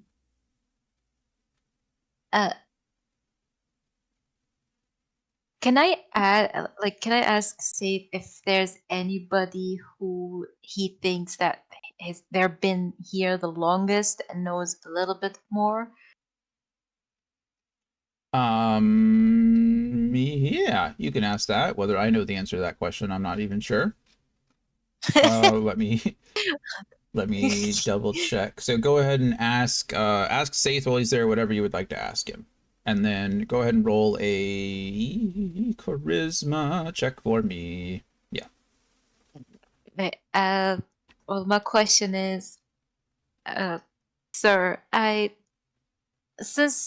I'm still very curious to know about where are we exactly. Do you think there's possibly anybody here who knows more? Maybe someone who's been here longer, been outside a little bit here and there, but keeps coming back? That's a fun question you've asked me. Alaric, is it? Yeah. go ahead and roll your charisma saving throw. Or charisma check, not saving throw, sorry. You're not being charmed or anything. Saith is handsome, but not that handsome. Okay. God, now I'm nervous. No, it's just a charisma check. It's just a persuasion. Unless you're trying to be intimidating. Okay. Okay, Mm. nice. Okay. I mean, maybe That is Faith is really- just so beautiful that Alaric is like stumbling Yeah. over the word. So, Alaric... Like, this man doesn't have any business being this beautiful. I know. So Saith kind of like leans down towards Alaric and like whispers to him, almost if it's a secret, right? He's like trying to share something with Alaric. And he does. He says, the magic of this place is it's exactly where it needs to be at all times. I don't know where we are at the moment, but you're where you need to be, Alaric. And he, leans back up and again, more jovially says, as far as the other customers, like I mentioned before, it's very hard for me to share information. People come from all over the place, and I'm sure they appreciate their privacy just as much as you do. And, doesn't respond any further. Alaric will take us one step back, right next to Ada, and he'll whisper, "This is weird. This whole place is weird." Maybe so. And that brings us to Adam's turn. So however Adam would like to respond, it's up to you guys. Also, he'll say thank you to said thank you. Very yeah. Saith responds, of course. I'm here to serve. Okay. This is not a court of thorns and roses, okay? I'm not describing no one's getting sheathed around here, okay? No one. No, I hope not. God, never mind. I don't want to talk about that. Are you sure? You're the one that brought it up. No, I think your reactions are causing reactions. All right, we're back. We are a PG This is Alaric right now. PG-13 plus D&D game. All right, we're Sorry, we can't help it. We were just fangirling over Right. Riesling and Nouvellette. Like, it's God. just leftover. It's just leftover feelings. I just started the second book yesterday, and I'm already like, Yeah. all right. Wait, what book? A Court of Mist and Fury. Is that what the second book is called? Yeah. I think a Court of Thorns. What's the A Court of Thorns and Roses is the first one, and I think the next one is A Court of Mist and Fury, and that's the one I started yesterday. a series of what exactly? I think it's just called A Court of Thorns and Roses. I don't actually know if the series has an additional name. I could be wrong, It's but like fantasy romance kind of stuff. It's Uh, fun, essentially. I see. It's good stuff. yeah, I don't know. I think that's just what it's called. It's called A Court of Thorns and Roses series. I think it's just what it's called, and then there's like 5 books so far. I see. I thought it was just belonging to like specific show or something. No, it's fairy porn. Okay. It's smut. I mean, that's kind of what it is. Yeah. The first book isn't bad. Enjoy it. I'm not. Anyway, okay, enough about this. Enough about the book. All right, enough about that book. I am reading it because it's part of the book club. I'm not. It's Sure. okay. It's like a 5, maybe a 6 on a scale of 10. Okay, it's if you're trying to get into that genre, I would say the first book is a good first step into that genre. You know what?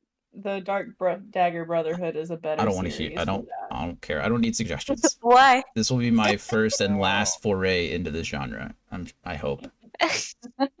Adam, you just kind of witnessed. You had firsthand perspective on what just happened. Emmy seems to be feeling fine. The curtain and the bucket that Emmy had is gone. Saith has offered her some food. Alaric and Saith had a brief conversation, about where this place is.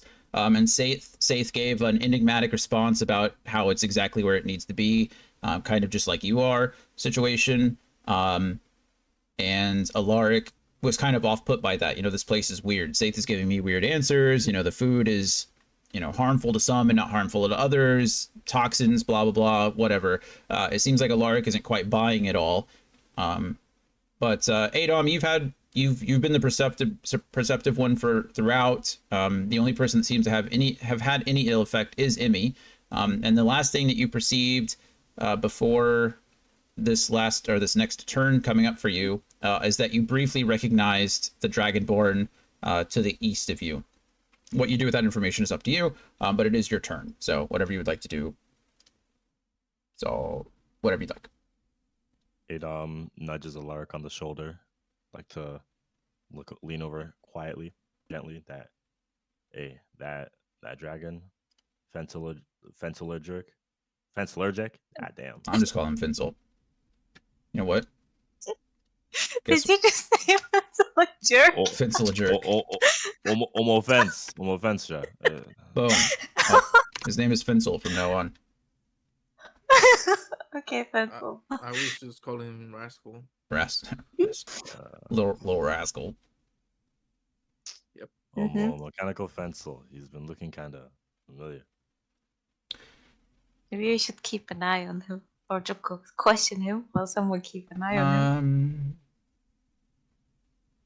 He knows something. Yeah. If you'd like to try to figure out more about like where you might recognize him from, I'll have you roll for that if you'd like. If you want to do something else and just keep that in the back of your mind, it's up to you. But you can use your action. Say that again. History check. Sure. Yeah. Whatever. Yeah. History. Does it count? What you got? I was gonna say, does it count as like Alark helping him? Isn't there having a conversation about that? Or no? Advantage. In this case, we'll go ahead and allow it. Sure. So Adom, you can roll a history check with advantage. I'm only allowing it because I was going to give you advantage anyway because it's part of your history. But sure, I'll can help you. Nice. Whatever. I was gonna ask this on the last turn. I just forgot to. Yeah. No. Oh, they clash. Come on back. Wait, stream. My bad. Yeah. So, Adon, you can't place exactly where you last saw him, who his name is. You can't really pinpoint all of that. But for some reason, in the back of your mind, you associate that face, and as you're looking, that stature, that you can even hear as he's having conversations with Morgana and Siltorin. You, for whatever reason, associate all of that with the Order of the Purple Dragons. For some reason in your head, you are almost positive that he either is or was a soldier, a Purple Dragon Knight. Oh. And yeah, I'll go ahead and let you do something else if you'd like, since the history check was kind of just you trying to remember something. If you'd like to ruminate on that, then that's up to you. But if you'd like to do something else, you're more than welcome to. Adom also hints that to Alaric to see if any memory of the purple dragons have been can be brought back up, like just knowing anything about them. Adom doesn't remember too much given when he was a knight. Sure. But wants differing opinions and doesn't want to make it too obvious, so he's gonna, because if obviously Adom recognizes Mr. Fensel might recognize Adom too, and he's trying to prevent staying too close in viewing proximity of Fensel, just in case. Yeah. Since you can't put a name on, or can't place him, you don't really know whether you don't remember what your relationship is like, and can't quite. I'll just take note that Fensel turned around when Emmy coughed. Sure. Let me see something. Where is... Trying to figure out where a place is, and I don't want to show you guys where it is, so give me one moment to figure out where this might be. Since you guys are both having this conversation, both of you can go ahead and roll me another history check I don't care whether you do it separately or whether one of you does it with advantage. So you guys decide while I'm figuring this out, and then get back to me. Just let me know what you want to do. Do you have points in history? Why did I do that? Wait, are we all rolling history? No, just the two of you, Just me and you. presumably. Uh, It's up to you. Sorry, okay. I'm back. I received a call from work. Welcome back. Welcome back. Happy to have you. I hope everything's okay. I love you. Are I rolling? You're not rolling anything. You're fine. Oh, okay. What were you saying, Danny? Are you rolling? Yeah, I have +4 on history. What do you have?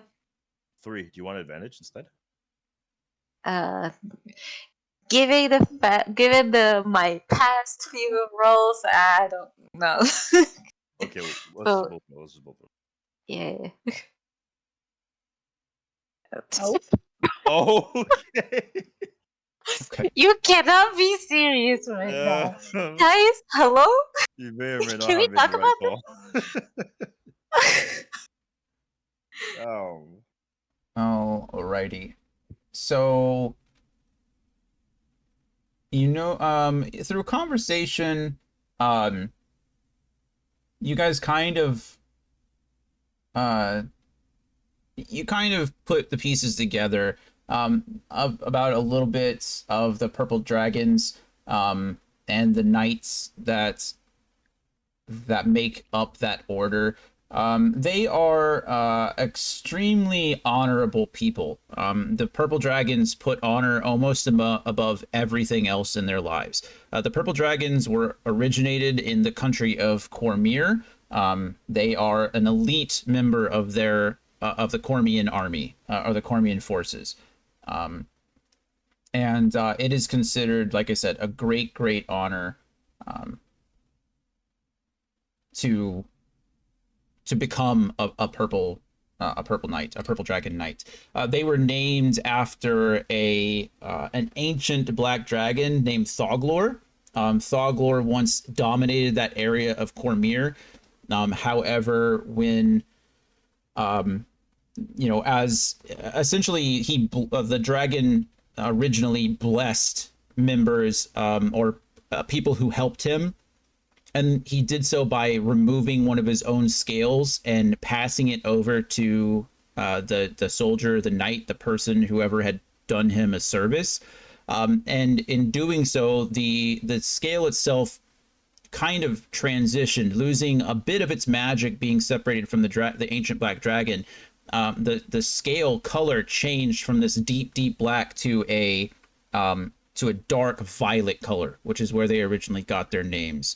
And of course, having that scale did provide its wielder with some of its own magic and enhance their abilities in some way, shape, or form. So the army, the Purple Dragon Knights, now, while the tradition of receiving a scale is more symbolic than anything else, they're also known generally for their long purple cloaks and their robes. They are usually decked out in this violet regalia to kind of show off. But they are elite fighters. They are some of the best, and it is an honor to be amongst them in most cases. So, Most, huh? well, it's an honor to be allied with them. Not usually so much if you're on the receiving side of their. Yeah, okay, there it is. Like I said, honor is super important for them, but they're generally considered a very lawful type.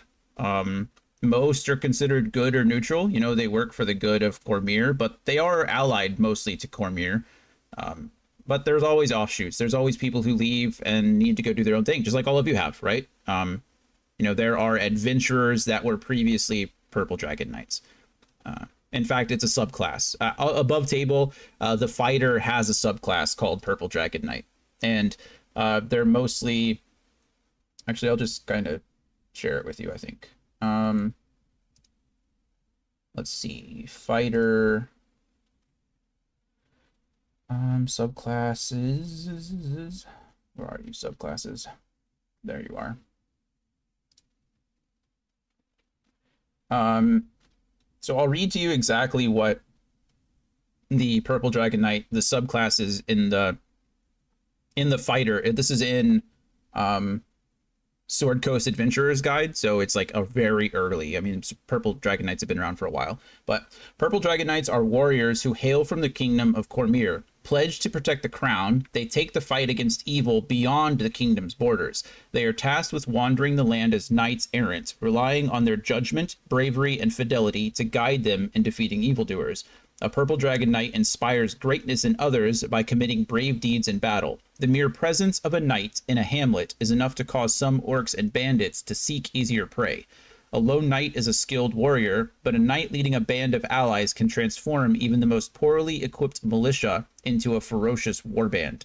A knight prefers to lead through deeds, not words. As a knight spearheads an attack, the knight's actions can awaken reserves of courage and conviction in allies that they never suspected they had.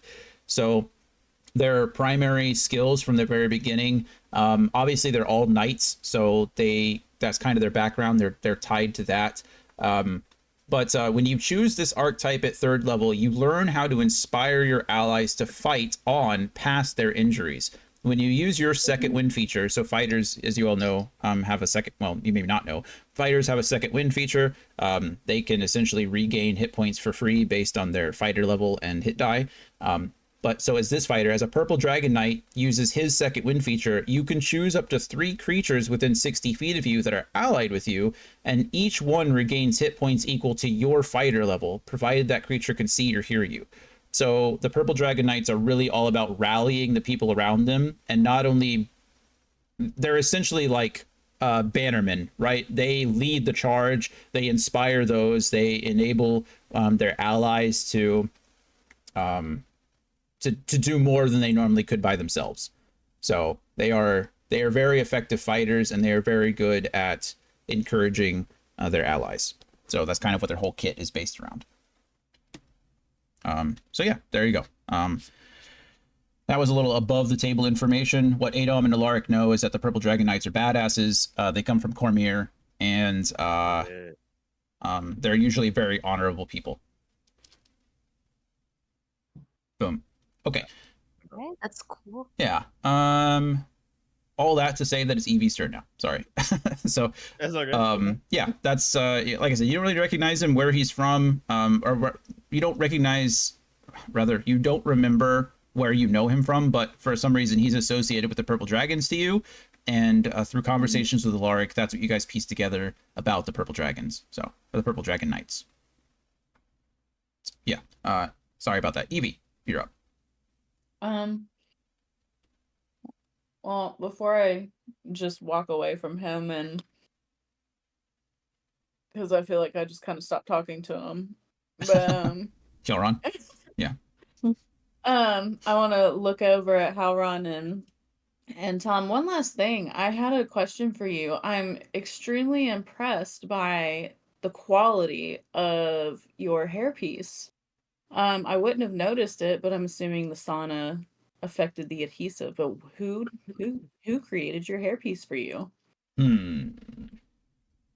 So I was going to have you roll. I'm going to have you roll a persuasion check. I was going to give you disadvantage. I was going to give you disadvantage, but you brought up the sauna was potentially causing the adhesive to break down. And I'm thinking that because the conversation has gone well so far, he may take it. He may not be as hostile. He's not happy about it. So, but go ahead and roll your. Compliment him. Yeah, go ahead and just roll a flat persuasion check. Okay, persuasion. Mhm. So let's see. Where's that at? Da da da da. Okay. Dice be with me. Yeah. Okay. All right. All right, a 17. Yeah, at the mention of his hairpiece, his eyes, do narrow quite a bit. He almost chokes on his food, that he's still been scarfing down in front of you, and he glances over your way, and you can see that, the mention of it has angered him. However, you continue on, and you explain, you know, you can see the adhesive breaking away, and his hands immediately go to where you mentioned, like he's trying to press it back down. And he um he's completely forgotten his food. His hands are now like around his face, and he's glancing around. You can see that he's like looking all around him. You know, Kyle, you're close enough. You can kind of see what's going on. You've been perceptive as well, helping Evie out, enjoying your soup, and kind of looking. So I'm gonna need you to go ahead and roll me a. Actually, before we continue on with that, Kyle, you heard Evie's question. You see that Hellron is kind of glancing around. How are you reacting to that? Um.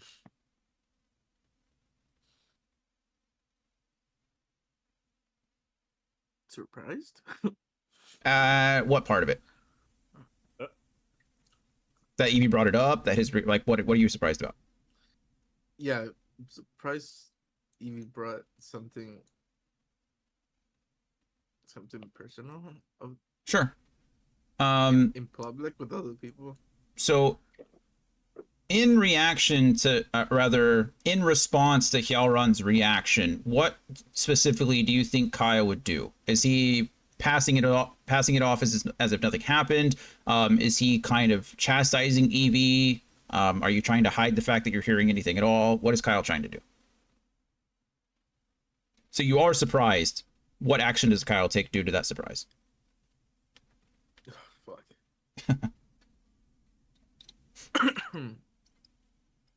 Putting you all on the spot today. All right. Better be ready. Just kidding. Can I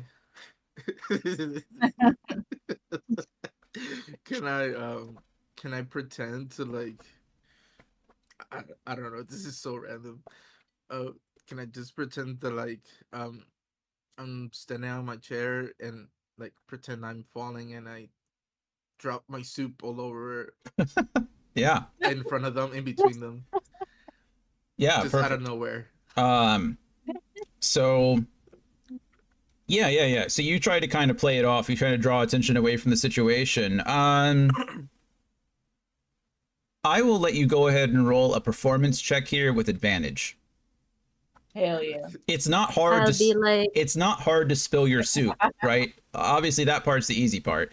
It's how everyone else is reacting, you know, and things like that. Like how apparent are you making it that you did that on purpose, kind of thing. me Oh. imagining Hey. Tom would be like, oops, sharp hands, With tiny hands. with a 17, Kyle's actually pretty persuasive about it.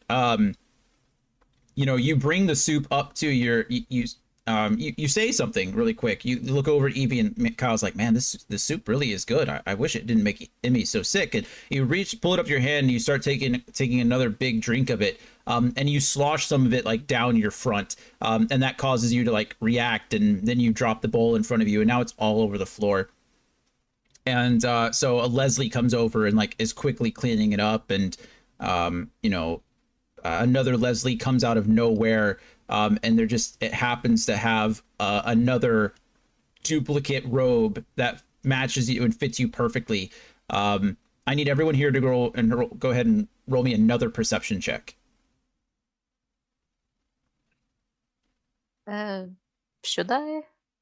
Should you what? Well, he told you Why wouldn't Are you? we all or someone? Everyone. It's Because I heard one of God. you. Oh, I'm sorry. All It's- of you rolling Look in. at that shit. It's stuck between the 1 and 7, so of course it takes the definitely. 1. It's rounded down after all. Bullshit. Okay, finally. It was about to roll to 7. I was gonna lose my brain. The wall. All right. This time, everyone but Evie. Evie's obviously distracted. You know, she's trying to have a conversation with Howron. Kyle just spilled his soup everywhere. Leslie's are swarming them. Everyone else, though, this time you all hear the snap, and this again coming from, you know, this direction over here. You hear the snap, and another curtain appears. Not just this time, not only around Kyle, but around the Leslies as well. It appears that the Leslies are there. And Kyle, you were quickly. One of the Leslies is cleaning up the mess. The other Leslie like quickly disrobes you and throws another robe on you before you can even like react. This is all happening split second. My You naked body. yeah, Oh, you're wait, I have fur. it's you are naked for the briefest of instants. But it appears that even the Leslie like turns her head as she like strips the robe off of you. Again, you don't even feel it. Like it's almost magical. I mean, it is magical in a sense. Like all of this is happening all at once. Kind My of. body? Yeah. What'd you say? My body is magical? Yeah. Yeah. Okay. She, Yeah. All of. she pulls the robe and puts the second one right after. No Yeah, chance in even peeking. it's like anime style, right? Like Like kill a kill style stuff, like robe off, robe on kind of situation. Yeah. Like it's just No. it's quick. Yeah. And then a snap is heard again. The curtain is gone. Kyle, your robe is immaculate and fits you perfectly. The mess is cleaned up, and the Leslies go on about their day. This Leslie runs back out, and you never see her again, or maybe you can't tell the difference. And this Leslie comes over here and deposits the the soiled rags and stuff that she cleaned things up with in a basket, and everything goes on about its day like normal. Kyle, you have successfully essentially convinced Hjalron. All of that was just to convince Hjalron that you weren't paying attention to him, because you've actually caused a distraction, which makes Hjalron a little bit more comfortable. As he looks at Evie, back with this like comforting look on his face, as if no one else has noticed. Like, thank goodness no one else is paying attention to him and Evie's conversation. And he glances at Evie and saying and a bolster's kind of, he's trying to put on some bravado, but you could tell he's clearly affected. But he's like, yes, thank you, Madam Fairy. I appreciate your assistance.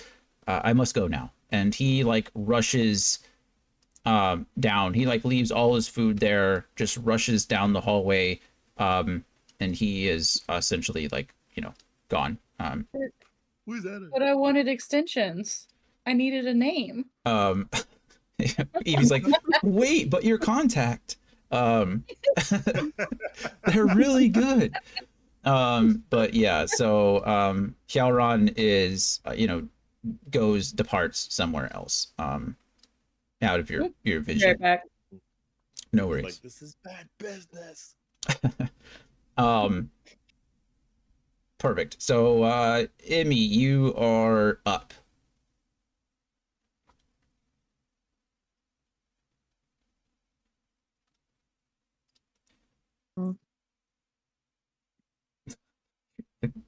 Jesus, Bernadette's gif in the chat. You guys are so on point with this. I wish I could have Discord up all the time. I don't have enough monitors. It is so Yeah, funny. that's on point. You guys are. It's not fair that you guys are all funnier than I am. All right. It's not fair. No. Jonathan, trust me, you're hilarious, bro. I'm just kidding. I'm just kidding. What do we like, Emmy? What are we doing? You got the soup in front of you. You've been drinking water. You just saw Kyle spill soup all over himself, and then another curtain appeared. So now you've gotten to witness it from the outside rather than from the inside. It's all very quick. And then they pulled a David Copperfield and changed Kyle's robe in an instant. I think Emmy would be laughing at Kyle. Like it was unexpected. Like she spit her water out and she's like choking from laughter. Nice. As you spit your water out, another Leslie comes quickly and cleans up that mess in front of you, like there's nothing that happened. But you're definitely you're definitely getting a kick out of what just happened to Kyle, who's looking a little stunned now that he's been derobed and re-robed pretty quickly. They looked. This automated Leslie. They saw my chestnuts.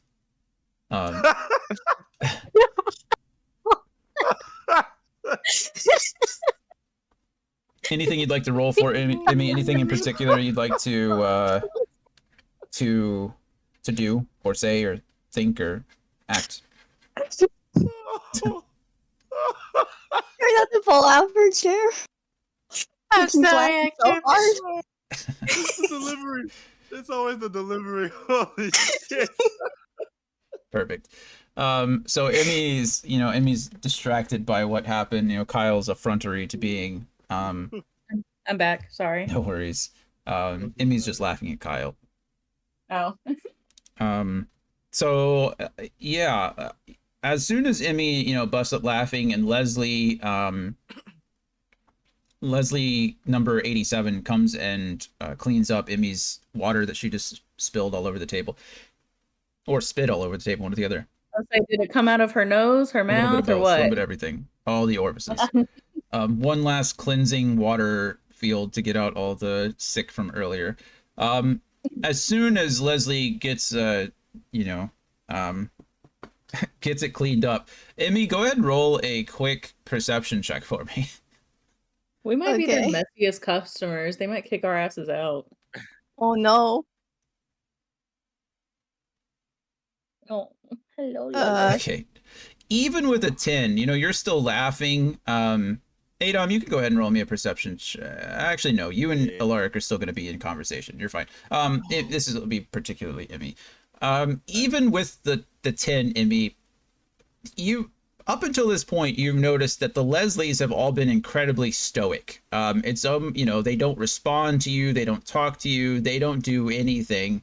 But this Leslie here, after responding to your table for like at least the fourth or fifth time, even her demeanor seems to crack just a little. The smile, this like weird, wicked smile that they've had on their face this entire time, seems to falter just the slightest as she's cleaning up your mess, something that's come out of your mouth again, for the second time in less than 5 minutes. And she does so. She cleans it up and then rushes back to her corner. You take a look around, and when she's back in her corner, that same grin, that same look on her face is back as if nothing happened. But it seems like just for the briefest of moments, she cracked just a little bit, just a little. But these conversations, these perceptions, they've lasted, half an hour, and mysteriously, you all hear the ring of a bell again, and all of the Leslies kind of kick into motion at the same time.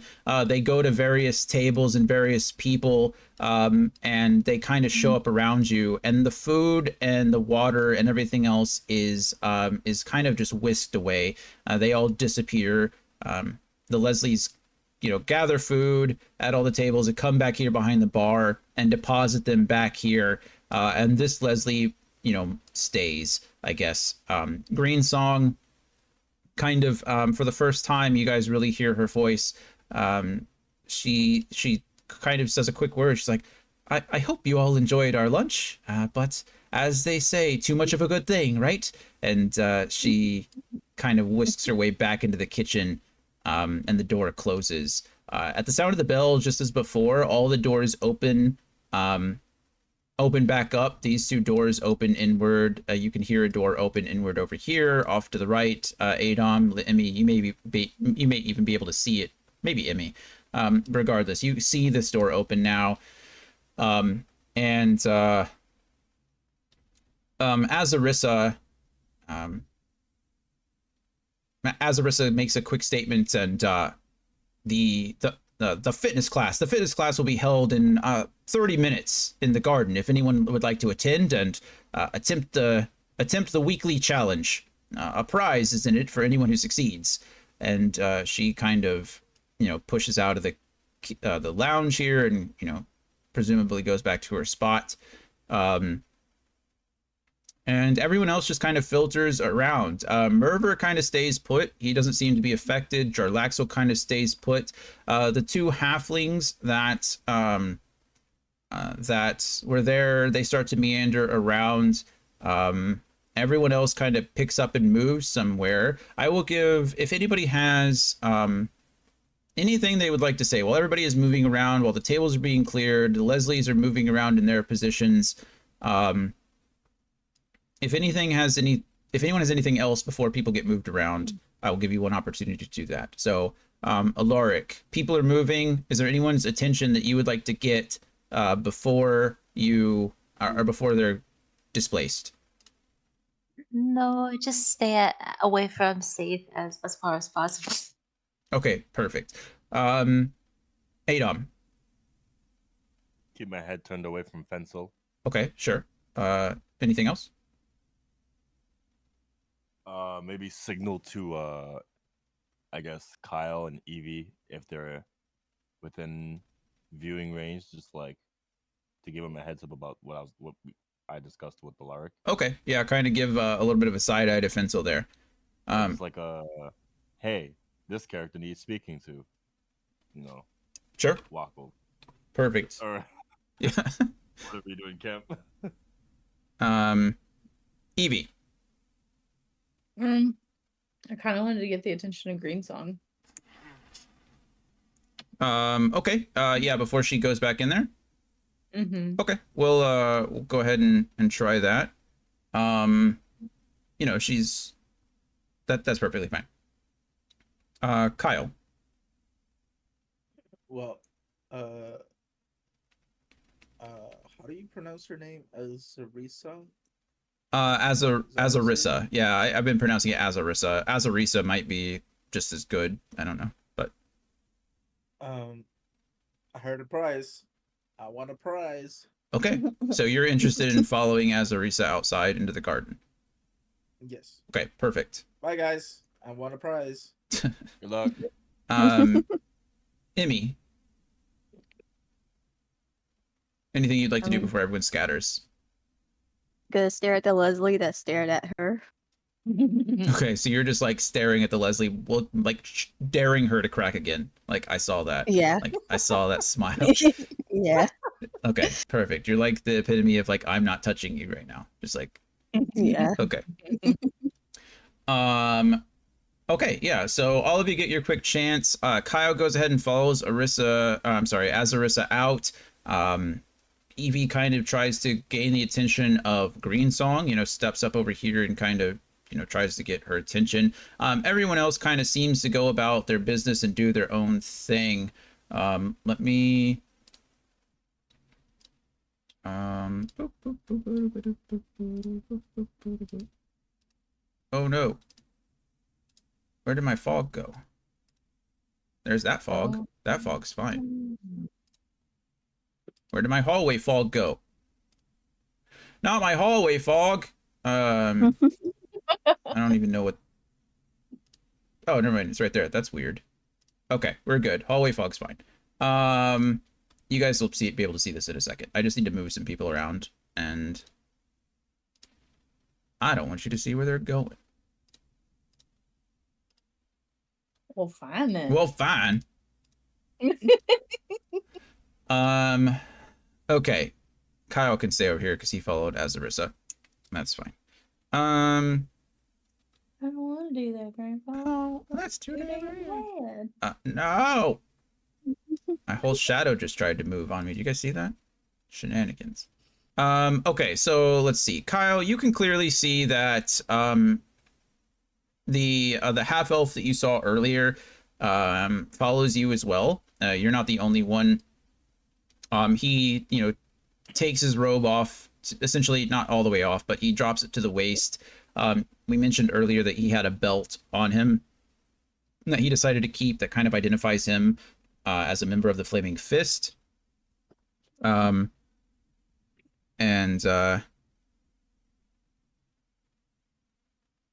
so he follows you in. Everyone else, let's see, these, but we'll go over here. Boom, boom.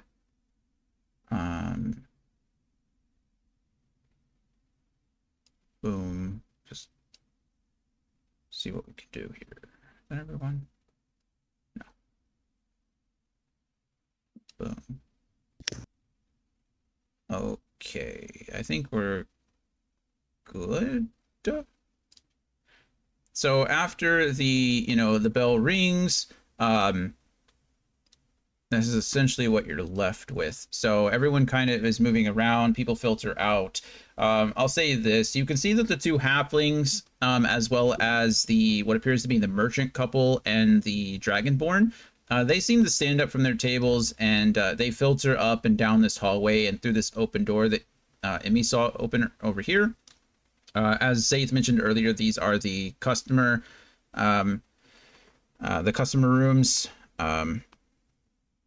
And so it seems, you know, customary that after lunch, many of them go and take a nap, because why wouldn't you? Like, if you're on vacation, you eat lunch and you take a nap. Like, that's, yeah. So that's what they're doing. The one darker drow, I say darker drow because you saw Ilmar. He's more of a lighter drow. But the one drow that you saw at the bar, he is still present. He seems to have not had any effect whatsoever. He was drinking before lunch. He was drinking at lunch. He's drinking now. He's just kind of chilling. Merver here, again, doesn't even seem to notice. Alaric, Adom, you even see he like reaches down for some of the more of that finger food that he had before at lunch, and it's not there anymore. And he has a quick reaction to it. Looks down. He's like, oh, whatever. It doesn't even, you know, goes back to his work. But everything else is normal. Goes back to somewhat normal. Morgana still is sitting in her chair over here. Kyle sees, well, you all saw Azarisa leave, and I think that settles everything. We'll see that Evie was successful in getting Green Song's attention. So you guys, if you'd like to have a brief conversation there. Morgana calls Saith over to her, so they are listening over in whispered tones as well. And that is where we will pick this up. Give me a couple of seconds. I need to respond to something. But Alaric, you are up first. Whatever you would like to do. Yeah. Can I follow Kyle? Like maybe sneak just to make sure this guy is all right. Go alone. Yeah, I mean, if you want to, sneaking is going to be hard around here. But you can certainly, like, you know, stand at the doorway and try to be unobtrusive if you like. You can move Alaric wherever you want. Yeah. So this is the door, right? Yes, ma'am. Like right here. Okay. Okay, just stand here and ears. Okay. Perfect. Yeah. Oh, good.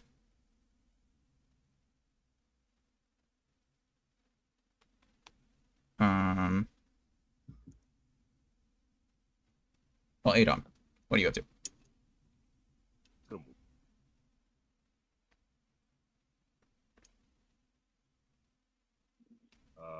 Where?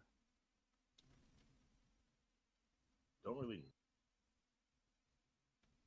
You're a little quiet. Oh, sorry. Can you hear me now? I can. Yeah, I just want to move, but I don't know where to wear. I don't know where to. Wherever you like. Like I said, whatever you want to do. Everywhere in this place is available to you. You're the only places that aren't available to you are those that are locked.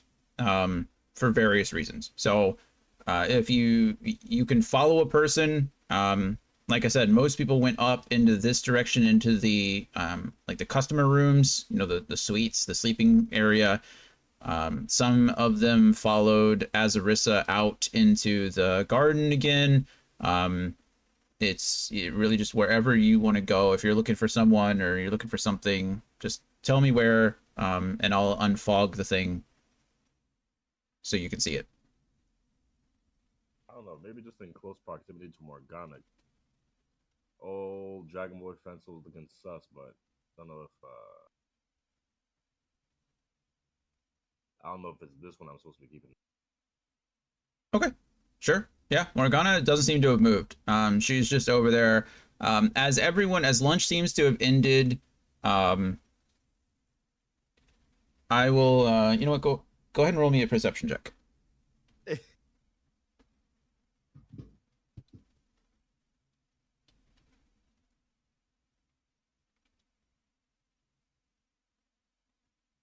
Oh.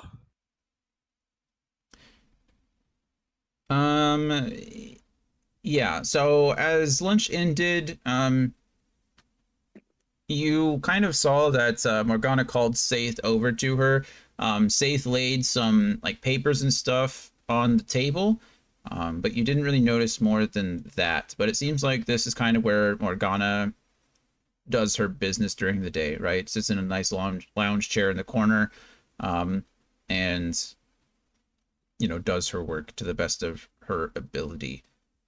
But you don't pick up on any kind of conversation or anything like that. But you can see Morgana just fine from your vantage point. If anything odd happens, you're going to be there to see it, ideally. Would any more movement take up the turn? You can move wherever you like. Yeah, we're not in combat, so you can go wherever you want. I try to give you guys 1 or 2 actions a turn, just so you guys are getting some things in and no one feels like they're wasting their time. But Yeah, I'm not worried if about movement or possible. things like that. If possible, and I'm just gonna stay there for like 5 more minutes and then proceed to like walk towards the upstairs where the others were Oh, around here. sure. Yeah, on your next on the next go around, you're more than welcome to leave wherever you like. Yeah, that's what I mean. So I'll just do that instead. Perfect. Okay. Evie, you've gotten Green Song's attention. If you'd like to, ask her questions or anything like that, it's the floor is yours in this case. Yeah. Actually, I just want to I'm ask. so sorry. I just cut you off. I apologize. Go ahead. I want to see what Emmy wants to do first, because if she's going to assist you with that, then it makes sense to do it at the same time. If not, then we'll come Okay. right back to you. Emmy, what do you think Emmy is doing? She'll stick to Evie. Okay, so yeah, perfect. That Esty. so you're gonna go over there and talk with Green Song as well? She's gonna rush over to Evie Okay. and stick with her. Evie, I got so sick. I Aw. did. I really did. Perfect. I'll twirl a piece of your hair and just be like, my poor baby. Alrighty, so Yeah, Oh. Ray feels better now. No. So you guys are gonna kind of help out or help each other out, conversate with or converse with Green Song here. So you guys can ask questions as you like. We'll go. Actually, Evie, it's your turn. So we're gonna go here. Kyle, I'll be back to you, and then we'll wrap it up. So, not wrap it up, Okay. but I mean like go to the top. So Evie, go ahead and ask your questions. I wanted to ask, so Say said something about you imbue your food with some kind of magic to help get out toxins and evil. I was curious, what kind of magic do you use for that? Oh, Saith is exaggerating. Magic is. I think he's being hyperbolic. I just use fresh ingredients. I use things from around the forest here, some of which may be magical in nature, but nothing I would say that I add. Fresh fruits, fresh vegetables, some of the things I have imported that you can't find in the high forest. We have we have hunters and other traders come through and provide us with the freshest meats that you see, as well as farmers from around that bring us their fresh eggs and their fresh wheat that we can make our own bread with. But the magic itself, a bit of an invigorating potion here or there, but nothing much in the food. It's mostly for the customers who come seek us for more advanced services, so to speak. But no, my food is just healthy. I mean, I don't think I've ever seen someone eat healthy food that make them get so sick. So I was just a bit concerned. Well, I'm sorry. What was your name again? Evie, sorry. No, not at all. And you, madam? Emmy. Perfect. Evie and Emmy, I need you both actually to roll me a perception check. Okay. Doing the sniffing out. Sniff, sniff. 19. Perfect. 19. Is that a 15, Emmy, for you? Yep, 15. Okay.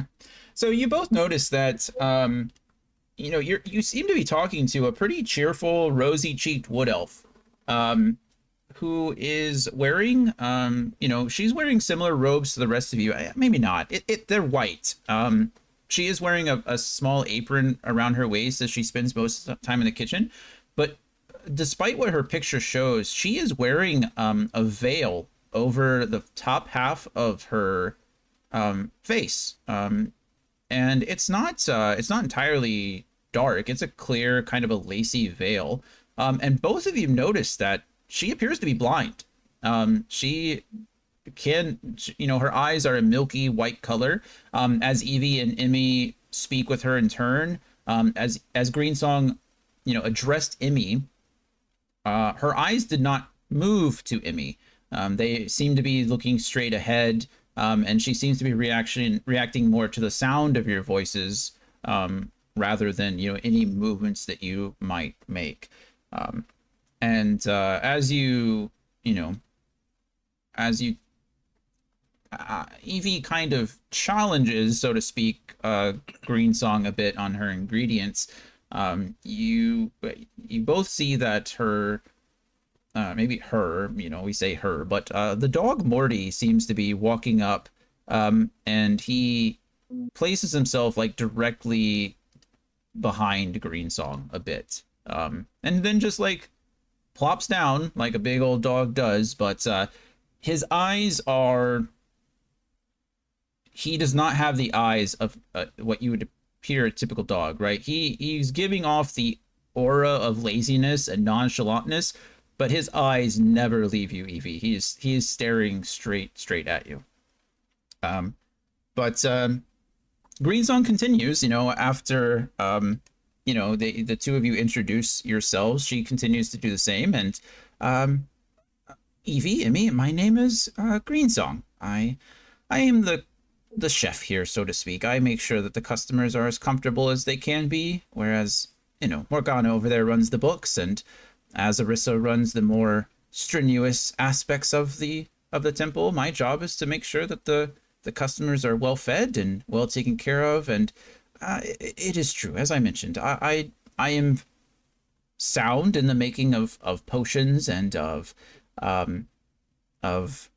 poultices and other curatives and restoratives that may be present here in the temple itself. But as far as the food goes, I don't actively put things in it that customers don't request. I, as many elves of my status and stature, we are prone to magic, and if some of my magic leaks into the food, it is not intentional by any means. And many customers have confirmed that it is healing in nature. It makes them feel more full and more rejuvenated and more reinvigorated. I believe two of your companions ate my food and enjoyed it very much. No ill effects there, but, and she gestures over at Emmy and Evie, if I could make the observation, the way that you walk, the way that you all talk with each other and communicate, you all appear to be adventurers. Am I correct in assuming so? Yes. That's what I thought. And she sniffs. She like smells the air a little bit. And she kind of cocks her head and is, are those books that I smell? I'm gonna like side eye Emmy. Why are you looking at me for?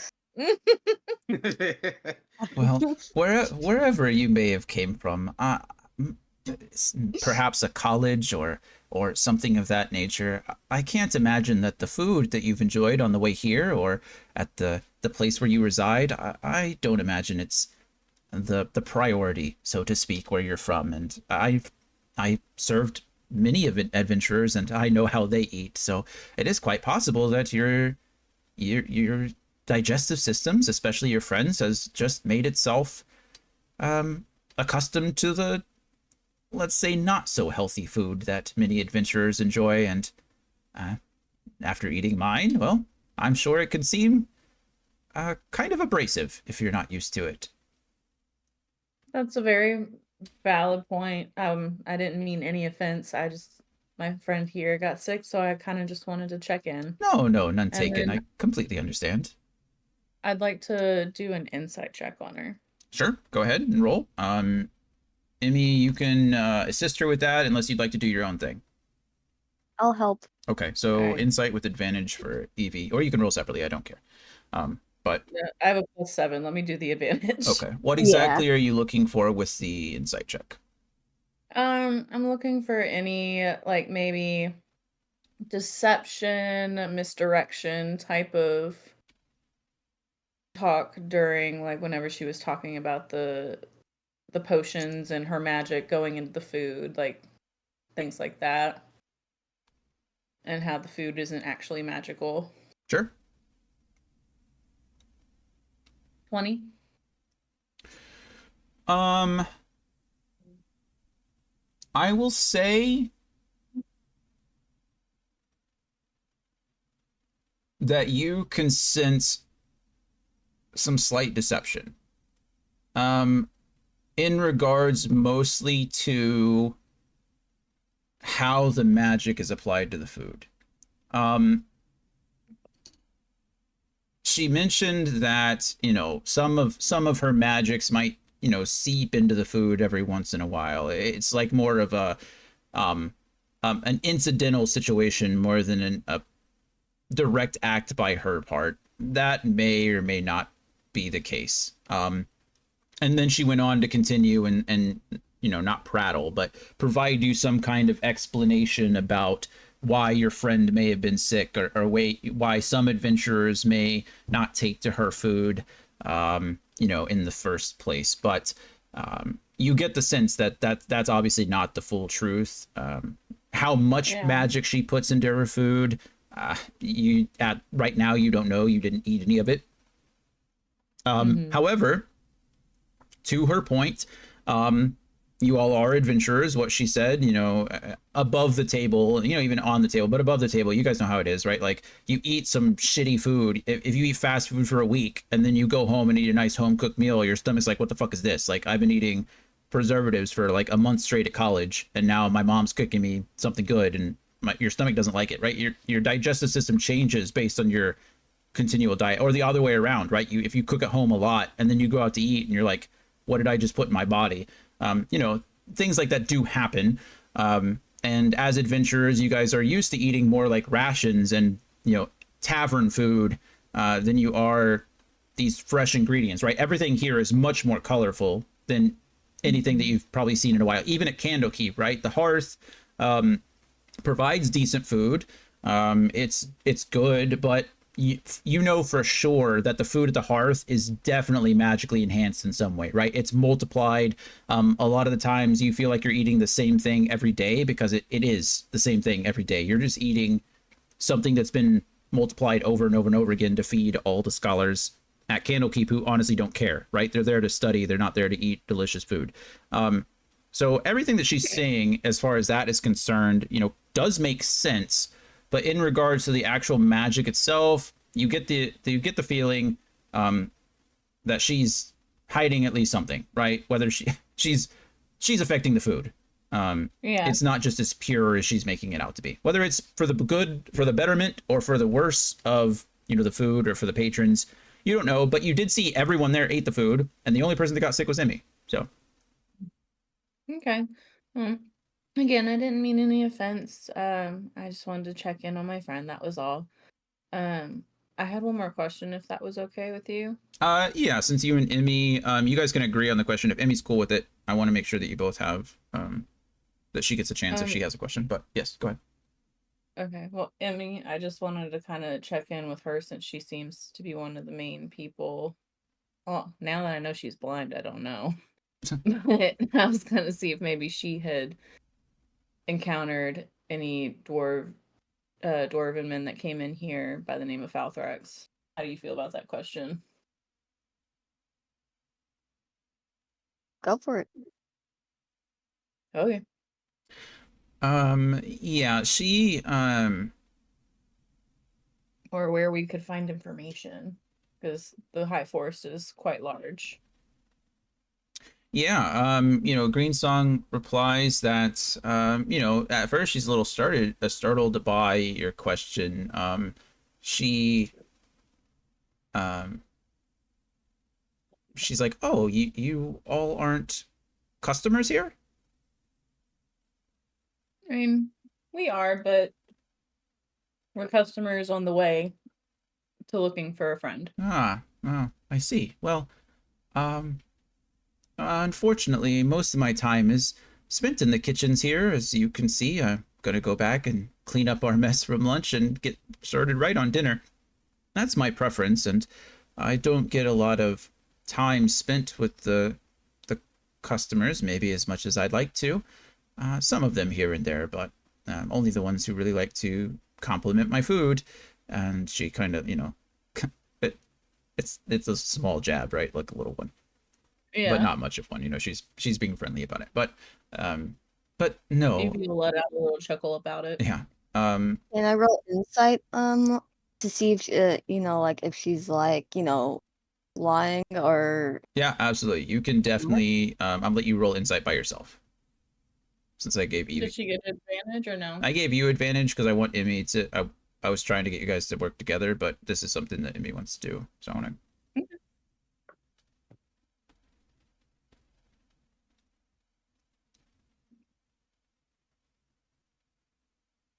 Oh, nice. team. Emmy, Evie laughs it off, but you do get the sense that it's more than she's a little offended. It was more than just a friendly jab as far as the food goes. And I'm not. Oh man, do I want to give this? Okay. I'll give you that. I'm gonna let you roll another perception, or not a. I'll let you roll both a perception check, straight. So just roll with whatever modifiers you have. You're both gonna roll individually. Oh. I'm telling you, this is going to be a hard DC. We're talking like over 20, but I want to give you guys something so bad, and I need you to roll high for it. So, you said perception. both of you are going to roll perception. So Emmy notices that it was not just a friendly jab, that it was like pointed or directed towards Emmy, right? Like, oh, Emmy couldn't handle my food, that kind of thing. Oh, yeah. Okay, yeah, Evie doesn't notice anything. She's laughing at Green songs. We suck. Yeah. Okay. That's all you get from that interaction. Emmy, it was more than a friendly jab. It was meant. She tried to play it off as being like friendly. Evie laughed at it, but you noticed that there was something a little bit more behind the comment. Regardless, she continues on. She explains to you that Saith keeps record at the front desk of all the people who come to the temple. Morgana handles the book, so if any of the payments go through, or she handles all the money, so anything that Saith collects is handed over to Morgana. She keeps track and audits all of the services and things like that, making sure that people are getting paid. Quote unquote tips are all managed by Morgana as well. She's mostly just responsible for the kitchen. So yeah, that wraps up that. Okay. Cool. If you have any other questions, we'll circle back around to you. I gave you both a little bit more time because you were working together, but I don't want to ignore Kyle. So, Kyle, you have found your way. Like I said, you quickly followed Azarissa through the lounge area, through the lobby, and into the garden. And you can see that Azarissa is starting to move some things back into place. As I mentioned before, when you guys came in here during the tour, this was a few hours ago now at this point, maybe 2.5 or so. You did notice that there were various iron weights and wooden poles and heavy sacks and things like that. Azarissa has started to move them out into kind of like stations, so to speak. She's grouped them up into what they are. And the Flaming Fist individual seems to have, like I said, he's draped his robe down over him, so he's taken it off at the shoulders. It's still tied at the waist, and he's wrapped the sleeves around his back, so you can kind of see. But he seems to be starting to stretch a little bit, doing some light movements, working out the stiffness maybe from lunch. And as I mentioned earlier, I think the first time you guys rolled a perception check, I don't remember. So when I had you all come into the garden, when Sage was showing you around, I had you roll a perception check. Does anyone remember who succeeded on that? Anybody take notes? That was a while ago. And I don't take notes on the rolls, to be honest. Yeah.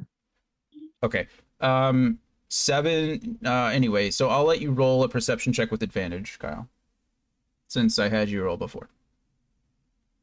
Not taking notes on the rolls is like saying you don't eat the main course of a meal. The information you get from the rolls is like the important part, if that makes sense. 18. Okay. So you notice, just as you noticed before, that this flaming fist seems to be favoring one of his legs. We're just going to say his left leg for the time being. So all the exercises that he's doing, a lot of it seems to be going into loosening up this particular leg. Whether it's, you know, from some kind of injury or something from the past, you know, you don't know why, but you know that he does appear to be favoring it. So yeah. Kyle, as you start to approach and you notice all this stuff, Azariza looks up and Azarisa, and you know, greets you. A new participant. Are you here just to have some fun, or are you here for the challenge? Heck yeah, I'm here for the challenge. I'm ready. What's the price though? Ah, the prize. Well, I don't really like to give that away so soon, but you seem quite eager. Hey, I like surprises. That's fine. Good. I'll tell you that it is a potion that will make you feel strong as an ox. Oh heck yeah. I'm ready. But I believe that Alric here might be good competition for you. We'll see. He's been here for a few days now, haven't you, Alric? And the Flaming Fist kind of grunts. Then you know his name, Alric. Kind of grunts and nods his head and continues to, you know, shake. And he looks over at you and kind of gives you like the once over. You're half his height, right? So he kind of looks at you and he mentions, I've been vying for this potion of hers for the last week, and I've never succeeded yet, so maybe today is the day. But Azarisa laughs, she chuckles, and says, it wouldn't be a prize if I just gave it away, would it, Alric? I'm sure your friend here can appreciate that. However, we need a few more contestants, so let's give it some time, see if anybody else shows up. And she continues to go about her business. And set some things up. So I start doing push-ups. okay, perfect. Alric kind of laughs at you and he looks down You're and going down, Alric. he's like, As I'm doing push-ups. you mean business, my friend, but I wouldn't tire yourself out just yet. Why does his name sound like if someone mispronounced my name? Maybe Right. Alric, yeah, Oh yeah. maybe. Oh my god.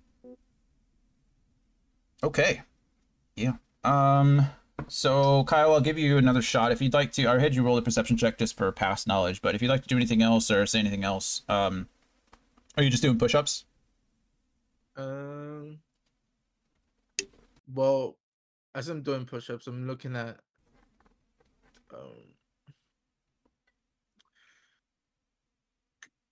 can I tell anything, like, I don't know, like, I'm trying to tell if she could cheat on us in this challenge. Like, You could just ask her don't what know. the challenge is.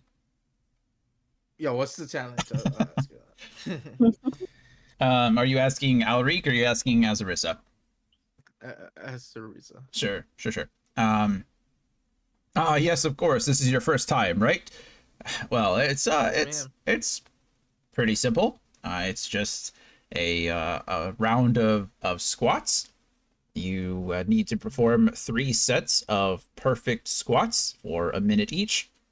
Then we have a brief tug of war that usually eliminates at least half the contestants right there. And, well, it has to eliminate half the contestants. That's kind of the point, right? And then the last thing is chain skipping. Pretty easy stuff. I swing this big metal chain here, and she, you know, gestures down at this big metal chain that's wrapped around the base of the tree to the east of her. And she just double checking. There's no magic allowed, right? No, no, of course not. This is about your physical prowess, not how magical you are. If that was the case, I can't imagine who would win. Okay. All right, perfect. Um, so yeah, that is the thing. Alaric, you're over here. You hear all of that. Standing at the door. You know, you're the only person in the lobby, so there's nothing really that draws your attention, or no one draws. You don't draw anyone else's attention. I will say that after lunch, you did notice that one of the half elves, well, both the half elves, I guess, Alric made his way into the garden, which you can see, and the other half elf, Siltorin. Well, you don't know his name, but the other half elf that you saw in the bathhouse earlier appears to have gone back into the bathhouse. So he left the lounge and went past the desk and back up through the double doors to the north. So you can't see in there now. The doors have closed, but he appears to have gone back where he prefers. That's really all you've noticed so far.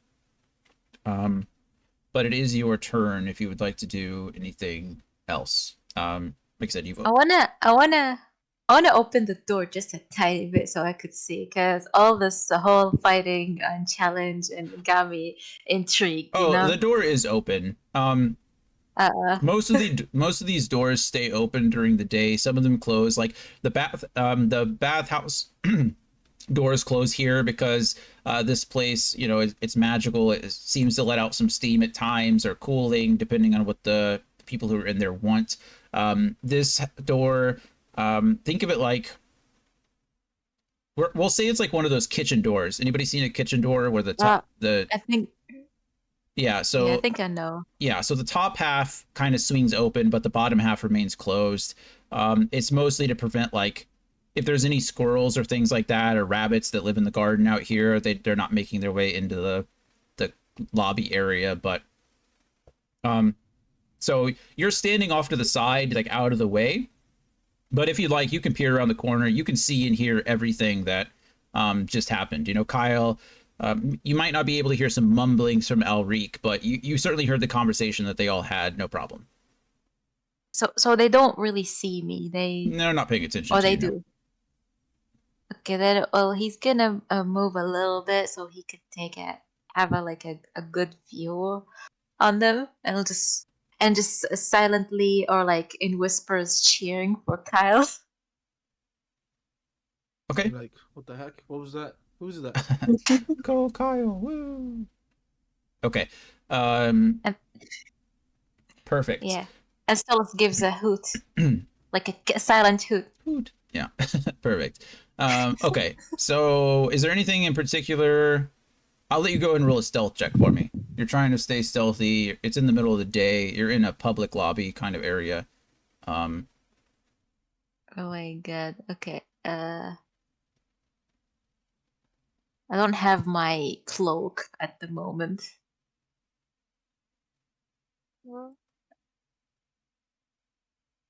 Yeah, no, you don't. That's a good point. So Okay, sure. You move over to the side to try to get a better vantage. Whether you're seen or not is unsure to you at the moment, but you do your best. You're a stealthy person, even in a very white robe. You're, rather than staying in the shadows, maybe you stay directly in the light in order to really take advantage of the white robe. I blend well. Yeah. I blend well both in light and in darkness. Exactly. I was like, go. Okay, so perfect. If that's all, then we'll move on to Adom. Adom, you've overheard, like I said, you have a vantage point of Morgana and Saith. You saw some words exchanged, some papers handed to her, but other than that, not much has changed. You were around, you were here, obviously, to overhear some of the conversation between Emmy and Evie, and you know that Alaric and Kyle have gone west into at least the lobby. Kyle definitely mentioned wanting to challenge Azarissa or complete her challenge, so you're pretty confident you know where he is. And it's probably a good bet that Alaric went to follow. So where you go after this is completely up to you.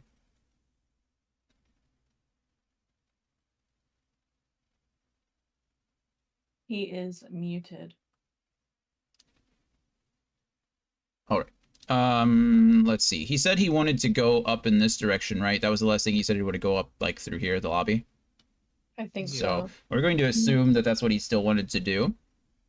So we're going to move him up there. I'll go ahead and remove the fog from this area. Perfectly fine. And he can move into this hallway, even down here if he wants. It's not a big deal. You all can kind I of don't see know if you want us to see it, but we see names. these names. Which I don't. names? Yeah, you just removed them. Great.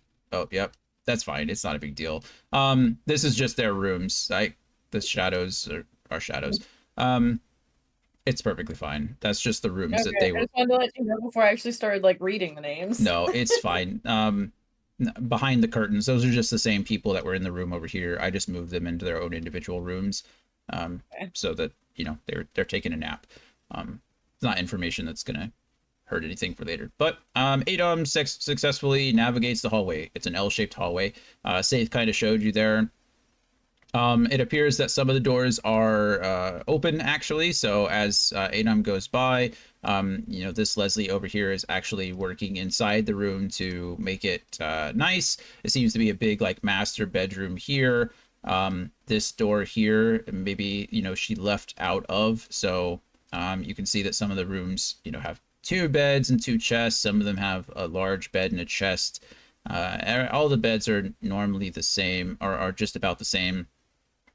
As the Leslies go in and out of them, they're doing housekeeping chores, right? They're just cleaning up after lunch, and making sure everything is orderly. And Adom can come back and report on that, at least stand out and chill out here. I'll give you some more information since Adom is, Adom's not got a turn. It appears, I'll tell you this much. It appears that all the rooms are very orderly. They all have the same kind of like boudoir setup here. The ones that he could see anyway. They seem to be all kind of identical, which makes sense. Think of it like a hotel. And each of the beds do have a chest here that appears has a pretty large lock on it. Adom is convinced that, someone like Alaric could probably get into it with no problem if they were really trying.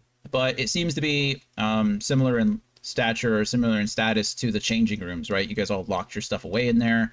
It appears like it's the same setup here. You can lock your stuff up in your room if you so choose. And that's kind of where we're at for now. So, boom. Adom got information. You all got information. We all got information. Ice cream, something. I don't know. Okay, so Evie and Emmy, you guys are kind of working together if you like. Your conversation with Green Song had come to an end. Green Song kind of steps away and back into her kitchen. She calls to Green Song and I'm sorry, Green Song calls to the dog, and you finally get the dog's name, Morty. She just, that'll be all, Morty. And Morty goes and lays down in this little, like, big dog bed that he has in the corner of the room over here, and chills out. Evie, you get the sense that he doesn't care about you anymore. But you guys are all set. Yeah, so it's your turn, wherever you would like to go. Okay. I mean, Saith and Morgana are together, so I'm gonna go over here and talk to them, Emmy, if you want to come with. Yeah, I'll go. Cool. Okay. Perfect. Do. Hello. They both, they're the whispers end. It's less whispers, they're just having a conversation about the business, and Morgana nods to Saith, and thank you, Saith. And Saith nods his head in a quick bow and looks at the two of you and smiles, and goes on about his day. He leaves the papers where they are and leaves out the door as you guys see him, and comes out here. Alaric, you now see that Saith returns to his desk. So you are not alone in this room anymore. Saith has returned to his duties. He doesn't really acknowledge you. don't really acknowledge him, unless you acknowledge him. Um, but whether or not he sees you or recognizes you or knows you're there or pays any attention, um, hard to say. Hard to say. Um, but yeah, Evie and Emmy, Morgana greets you, and she appears to know your names. She's like, ah, yes, Evie and Emmy, is it? Yeah, that's right. And you're Miss Morgana, correct? Ah, yes, I am one of the matrons of the Temple of the Resting Lily. It's lovely to have you. Saith informed me that you arrived this morning. Is that correct? Yes, ma'am, it is. Thank you for having us. Yes, of course. And she shuffles some papers and looks down, and it looks like you've already partaken um, of our massage services. Is that correct? Did Ilmar do his job correctly? It was absolutely magical. Much needed. She looks over and waits for a response from Emmy. Oh, it was definitely magical. The best ever. Yes, Ilmar has only been with us a short time now, but I've never heard a complaint from him or from any of his customers. He seems to be a very, very good addition to the temple here. I'm glad to hear Yeah. it, but I have also heard troubling news that you may have lost a friend. Is that correct? I believe your friend, and she looks down at her papers again, and Kyle, I believe. Kyle mentioned a name. Um, have you found him yet? No, not yet. That's kind of why we came over. And sorry to interrupt your conversation with Saith, but we are trying to find our friend. He's a dwarf. His name's Farthax, and we know he was in this area, and we were just kind of looking to see if he passed through here and if there were any leads on him. She shuffles through her papers and she goes over her records and hmm a dwarf. You said Falthrax, yes? No, we don't get many dwarven customers here. I believe you've already met Hjalron. He was our first in quite a long time. He's been here for a bit now, partaken in many services of ours, but I I don't see a Falthrax listed on our paperwork. Is there any more information that you can give me? Do you know when he might have arrived, or are you sure he's even here? It would have been a couple of days ago. Hmm. Well, I keep pretty astute records, and these are the records for the last week or so. Saith just provided them to me, and I don't see a Falthrax here. Please, would you? I don't know if you are sitting, but please, if you would have a seat, talk with me if you would. I mean, I'm hovering over the chair, so. Okay. Um, And you will plop plop. in Perfect. this. Um, I'm unsure of Falthrax or where he may be, but um, many roads lead to the Temple of the Restful Lily. It's quite possible that your friend will end up here, even if he is, you said, a couple days ahead of you. Maybe all there is to do is to rest. Maybe take some time off. You said, well, you didn't say, but it sounds to me like you may be adventurers. Am I mistaken in thinking so? Yeah, that's correct. And you, Emmy, are you an adventurer as well? Obviously. No. Can't you tell by my physique? Yes, well, I try not to judge people on their physiques. You know how it is. We have farmers who come through here who are as sturdy as anyone I've ever met, and they've never held a sword in their lives. So I try not to judge too much, but and my sister, she said that you smelled of books. Is that accurate? Oh, your sister? Uh, yes, Greensong. I believe you spoke to her earlier. Is that correct? I, Yeah, I didn't realize that she was your sister. oh, yes. Myself and Greensong and Azarissa, as different as she is, we're all sisters. How sweet that you guys can run a business together.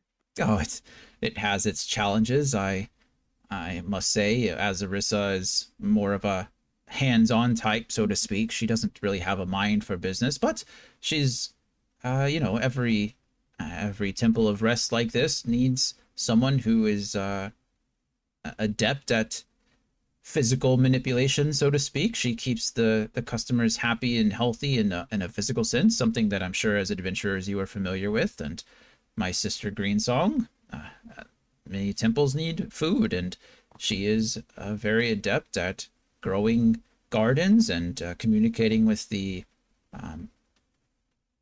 with the hunters and the farmers around. And myself, I am good with the books. I am good with numbers, so it is something that has worked out for us. I wish she would. I wish Greensong would get rid of that dog of hers, but there's nothing much I can do about that. I'm not much of a dog person myself. I understand.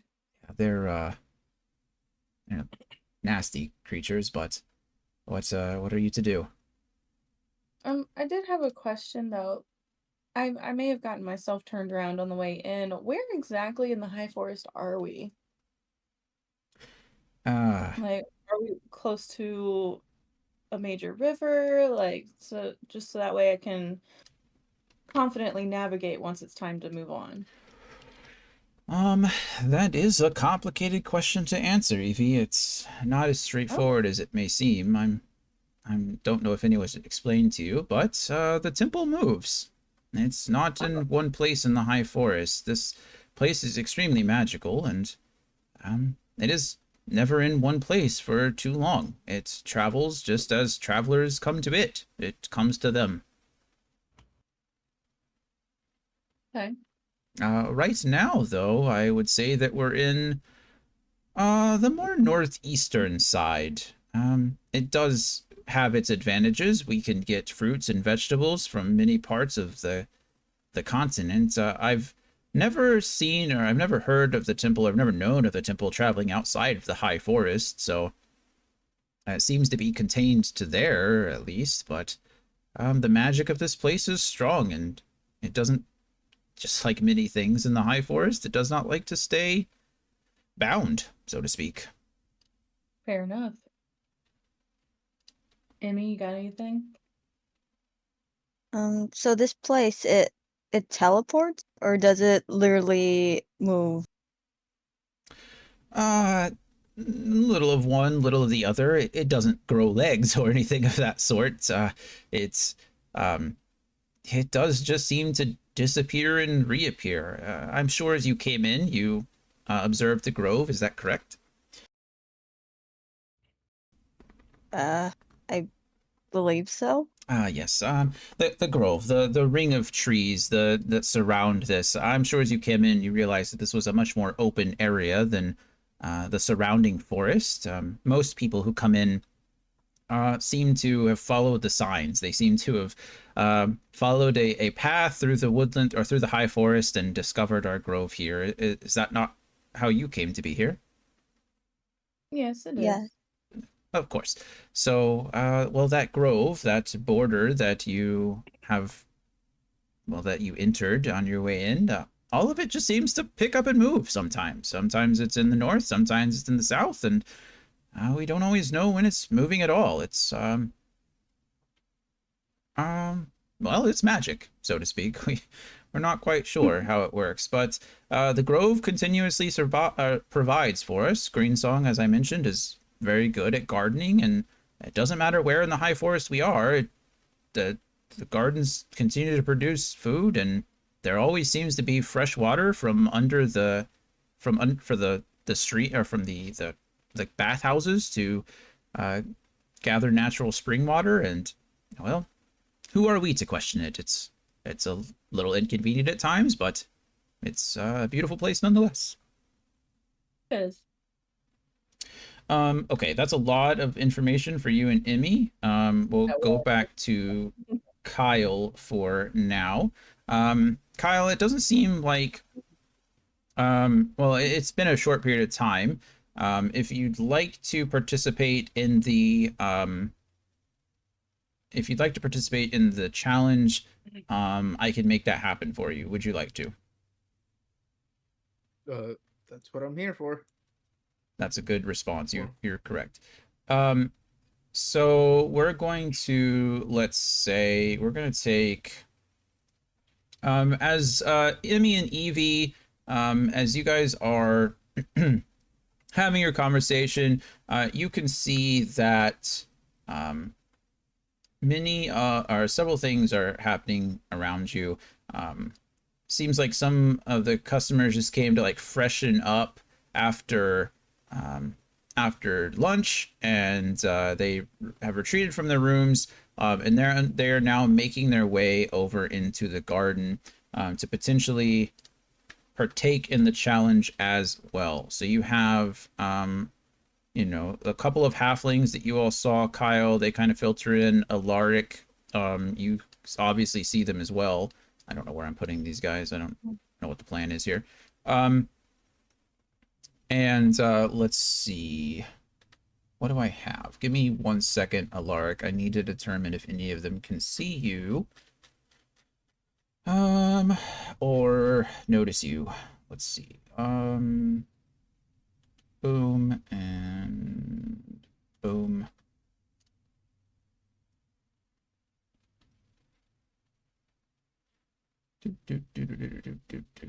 You are absolutely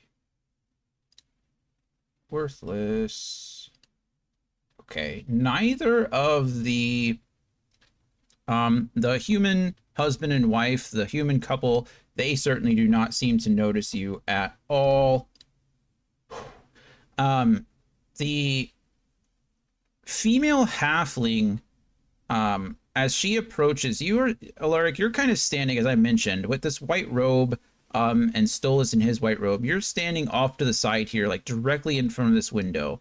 And it's just so that the sun coming through this window is shining a very bright spot right here. And so the commoners, or the two husband and wife humans, pass by. Saith acknowledges them as they come to the door, and they kind of wave to Saith and continue on. The husband and wife halfling, or I'm sorry, I shouldn't say husband and wife. We don't know their status, but the male and female halfling, they come through. The male passes by you with no problem. The female halfling, though, she like, as she's passing by, she glances your direction, and there's like a little hitch in her step before she just continues to move on. You're unsure whether she, you know, got a full view of you, or whether or not she is, you know, she might have seen something. You didn't move. You maintained your, you know, your position. But it seems like as of now, no one has acknowledged that you were there just yet. I want to be clear, right? Like, all of these people that I've had enter this room have been rolling against your stealth check, essentially, for perception. You're not invisible by any means. You're just doing your absolute best to blend into whatever you can. And while you're not necessarily used to wearing these bright white robes, you're making the most of it. And whether it's just your lack of movement, you know, kind of like everybody's seen Guardians of the Galaxy, I think part 3, where it's Drax and he's like standing there eating chips, and he's like, Yeah. if I move really slowly, I'm invisible. No one can see me. It's kind of like that, right? There's no magic going on here. It's just that you've positioned yourself in a way to not be noticeable. And to the best of your knowledge at the moment, it seems to be working. So you're still good to go. So Kyle, you notice as all of these people start to filter in. It has been, you know, a few minutes, as Arisa said that her challenge would be starting soon. And as Arisa claps her hands and she greets all these people by name, she's like, Baled and Sazmiva, it's good to see you again. Rickner, Rosalind, lovely to see you as well. I'm happy to see you here. I don't think you've partaken in the challenge yet. And Rickner and Rosalind kind of nod their head, and yes, we were interested to see what it was about. Rosalind is like, no, this was your idea. You're doing this. And Rosalind kind of Actually, how many are there? There's 6. Okay, perfect. Rickner and Rosalind kind of are bickering back and forth a little bit over here, but it seems like they're going to partake in the challenge as well. We are going to flip coins, I guess. We're going to decide who's going to be on which team. Actually, let's do this. Kyle, you're going to be a captain because it's fun. So you'll be a captain here. As Arissa continues to explain that, you'll be competing against each other, but obviously one of the challenges is a tug of war. So that requires some kind of teamwork and will eliminate at least half of the contestants immediately. We'll say that, well, we now need to pick the other. We need to pick the other captain. So there are 5 of them. I'll just roll a d10 really quick, and whoever it lands on, that is a 2. So we're gonna go with Rosalind over here. Rosalind is gonna be the other captain. And so, oh goodness, there we go. So you guys are now going to pick your teams. Go ahead and roll a d20 for me. We're going to kind of simulate flipping a coin, Kyle. So who's going to pick first, Kyle or Rosalind? Rosalind rolled a 14, and you rolled a 20. Okay, so you're going to pick first. So, Kyle, out of the 4 people in front of you, you get to pick.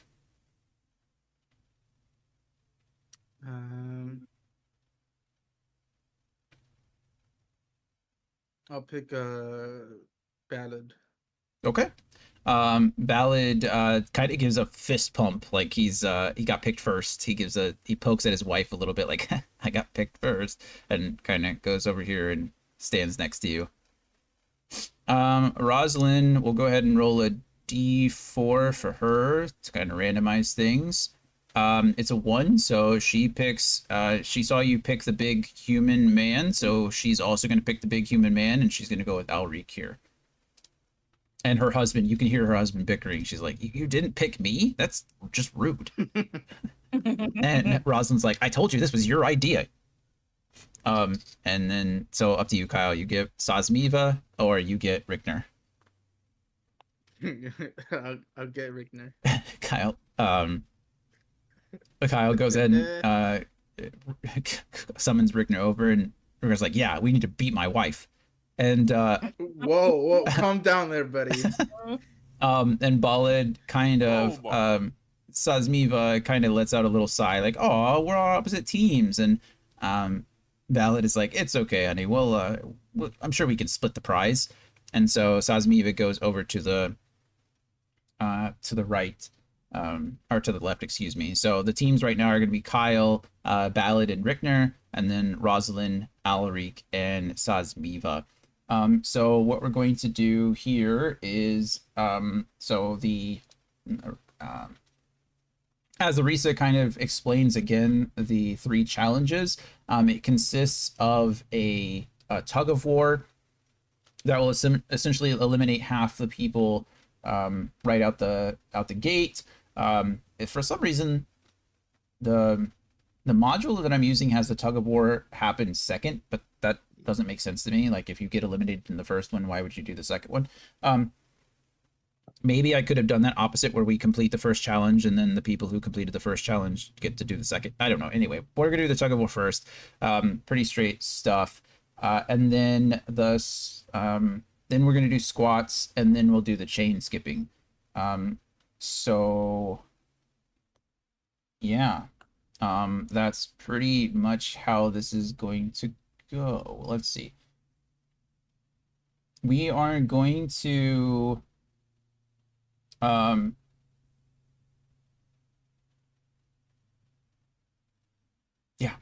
we're gonna have everybody roll. Everybody's gonna roll a strength, like an athletics check. So Kyle, just roll me 3 d20s, and you're gonna add your athletics modifier to one of them, and I'll add it to the others. I'll roll out in the open. You guys should be able to see this because I'm going to do the same thing here. So you guys should be able to see my rolls and Kyle's rolls as well. So I am going to roll a 37 over here. And then I get to add. What is yours? I don't even know what the heck you are. You got a 38. Alrighty. You said athletics? Athletics. -1, so it's 37. Okay, let's see. So ballad is a 0, so you don't have to worry about ballad at all. Actually, both of them are 0s, so you don't have to worry about either of them. That's nice. And it seems like it's a 0 for Rosalind and Sosmiva, but Alaric is a +3. So mine is a 40 technically, and yours is what, a 36? 37. Oh, 37. Okay. So in this case, everything stays the same. The Rosalind's team has a slight advantage. We're going to move everybody down a bit so you guys can actually do this like kind of next to each other. So that's weird, isn't it? Why is this one snapping here, but this one's snapping here? I don't know. It's like I do this or something. It's like this is my fault. Okay, so for the first roll, it seems like Rosalind's team gains the slightest advantage, but no one is actually winning just yet. So slight advantage. We're gonna go ahead and roll again there. Kyle. 33 on my side. 45. -1 is 44. Yeah, unfortunately, it seems like the strength, Alric is the strongest and he was able to hold on, but unfortunately, he put a little bit too much effort into that first pull and his bad leg gives out on him. And it happens all pretty quickly. Rosalind is cheering them on and pushing forward, but Alric's left leg just gives out. And unfortunately, it's 3v2. And Kyle's team, in a drastic victory, coming back from a brief sign of defeat, pulls Rosalind's team way over the line, and ends up winning. So, do a backflip. You do a back. Okay, perfect. Acrobatics check. Not to make a fool of yourself. Okay. You try to do a backflip, but Rickner a 13. A 13. Okay, you could do a backflip. It's just a backflip. Perfect. As Arissa claps her hands and cheers everyone. Yes, very good, very good. Alaric, maybe next week. It's you'll get there. That leg will get there. Don't you worry. And Alaric is holding on to his leg and doing everything he can. Kyle and Alaric, I need you to roll a perception check. Okay. Okay. Perception.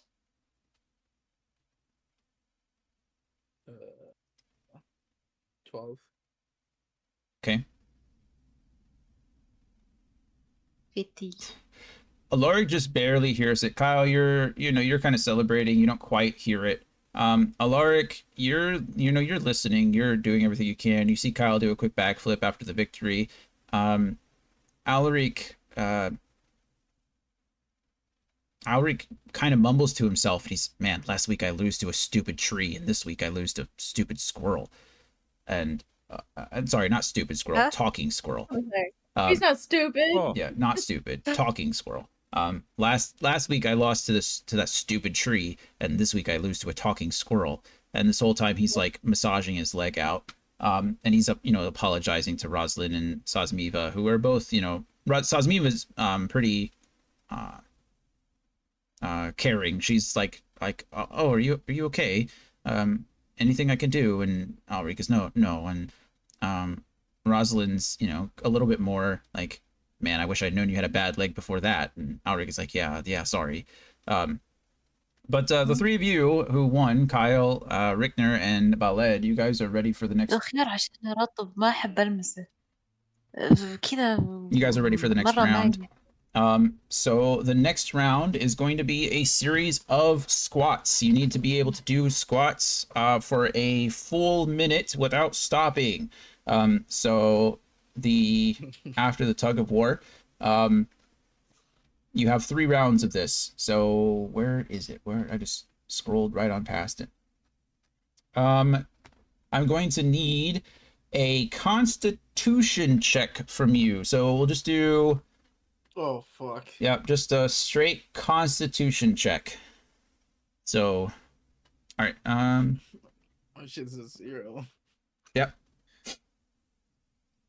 And I'll roll for the other 2. Roll 3 times. You got to succeed 3 times. So we're gonna roll the first one, just to see if you succeed. Okay.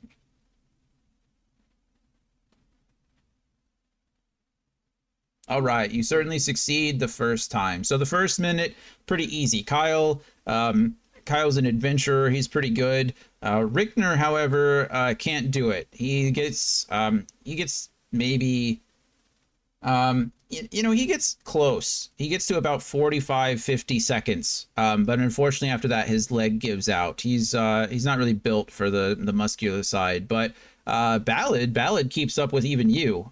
He looks even healthier after that first minute. He's certainly not slowed down at all. Go ahead and roll your second one, Kyle. If you roll like that every time, you'll win the whole thing. Oh, Fuck. Yeah, unfortunately, neither of you can make it the second minute. Azarisa gives you a quick, 30-second break, and then tells you to get started, and neither of you can make it through that second minute. Kyle, you make it, I don't know, probably a little over halfway. Ballad makes it close. He's so close. He just can't. At that 55-second mark, his legs give out and he falls over and can't complete that last little squat to survive 5 more seconds. So his wife runs over to him and kind of picks him up, and Azarisa kind of gives a quick chuckle. She's like, no one completed the challenge today either. Maybe tomorrow, maybe next week. We'll have to see. But all of you, feel free to stick around in the garden, and we'll have a class starting in the next half hour if you want to build your strength up a little bit. Or Alric, if you need to go take some time in the bathhouse, I'll understand that too. Just take care of yourself, or go see Greensong. Greensong might have a potion for you that'll take some of that pain away. And Alric kind of nods his head and goes about his business. He's limping all the way out, and you can see that he just goes ahead and Alaric, you see him go north, and he goes to the doors. The doors open up, and a bright shining light comes through as or rather, it's I think this one is all stained glass. So you see beautiful colors of light shine through these 2 doors as Alaric comes across and ventures off into the bathhouse as the doors close behind him.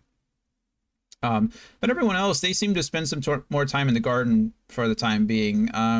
Sazmiva helps Baled up, and they go and they're kind of exploring the gardens. Rosalind and Rickner over here sitting on the bench, they're still bickering with each other.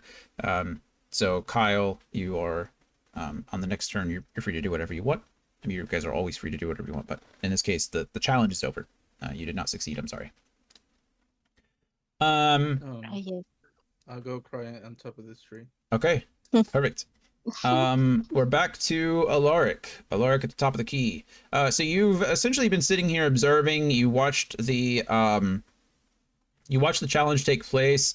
You observed that Alaric, has that bad leg. The other couples, they seem to be, quote unquote, enjoying each other's company as necessary. Kyle goes to sulk off in a tree as no one won the challenge. But you're free to do whatever you want. You're still not sure whether anybody's seen you there or anything of that nature. So. Well, I'm gonna send Stolas to comfort Kyle. Sure. So Saith for the first There. time looks up and, Stolas flying off in a big white robe is looking like a ghost at first, but so Saith looks up and kind of startled, and then realizes what's happening, and then looks down and finally notices you. And Master Alaric, I'm sorry, I did not see you there. Is there anything I can do for you? Maybe Alaric just looks at him and he says, "Shh," Uh, and then goes back. okay. Yes, of course. Enjoy your time in the sun. I quite understand. And he kind of goes back to his desk and looks a little awkward and uncomfortable. But yeah, okay. So Stolas goes to comfort Kyle. Anything Alaric is doing? Right now, oh shit. Okay. I don't think he'll do anything besides just maybe just walk in and just like look around for a bit as if he just entered. Like, what's up? What's Sure. going on? He asks Leslie, what is going on here? So as you come in, Azarissa kind of looks up and says, yes, I'm sorry, but the challenge just ended. You'll have to come back tomorrow if you'd like to participate again, but all are welcome." And she goes back to kind of moving things out of the way as if she's getting ready for her next class.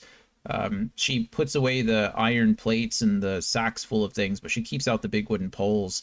And she wraps that big metal chain around the base of the tree over here. But Alaric, as you ask Leslie, again, she's almost, again, all of them, they seem to be very extremely statuesque. She is there only to administer aid to those who need it and to follow the commands of the matrons and Saith. You can ask her whatever you like, but as you just even in greeting, she hardly acknowledges that you're there, other than smiling and nodding. I'm convinced that Leslie is a robot. Can I see if she, like, I don't know, have something that's doesn't look right for a, I don't know, Yeah, go. whatever You can roll a perception check. You can roll an insight check. You can roll an investigation check. What exactly are you just whatever you Is like? she like Catherine from Genshin? Yeah, I was literally thinking the Add same Astra thing. Abyssosque. Add Astra Abyssosque.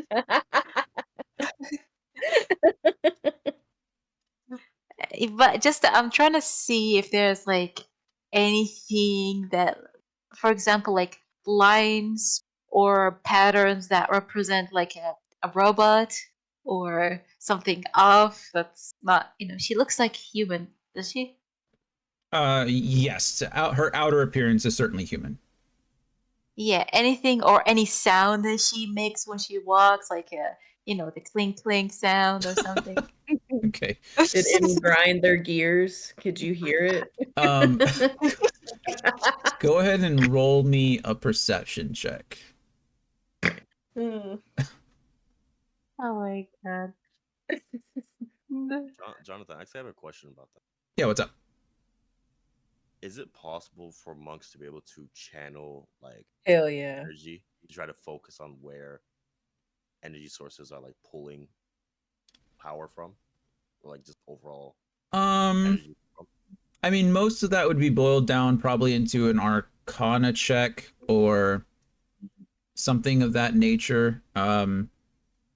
I don't know if there's anything particular. There might be like a subclass feature in one of the subclasses that have something like that, but most of the stuff, mechanically speaking, depending on what you would look for, or what you would be looking for, I'd have you roll something, and then how you flavor that is however you want. Like whether you want to align. Like a good example is at the very beginning of Candlekeep Murders, when you guys went to knock on that door. I think you went to go hit the door, right? You like did an open palm strike on the door. I told you that it like rung the bell at the very top of the highest tower, like as if you were like you channeled your chi into it. And while the door didn't open, you did send like this reverberation through the bell tower. That is all like flavor, right? Like none of that exists in game. I'm making all that up as we go.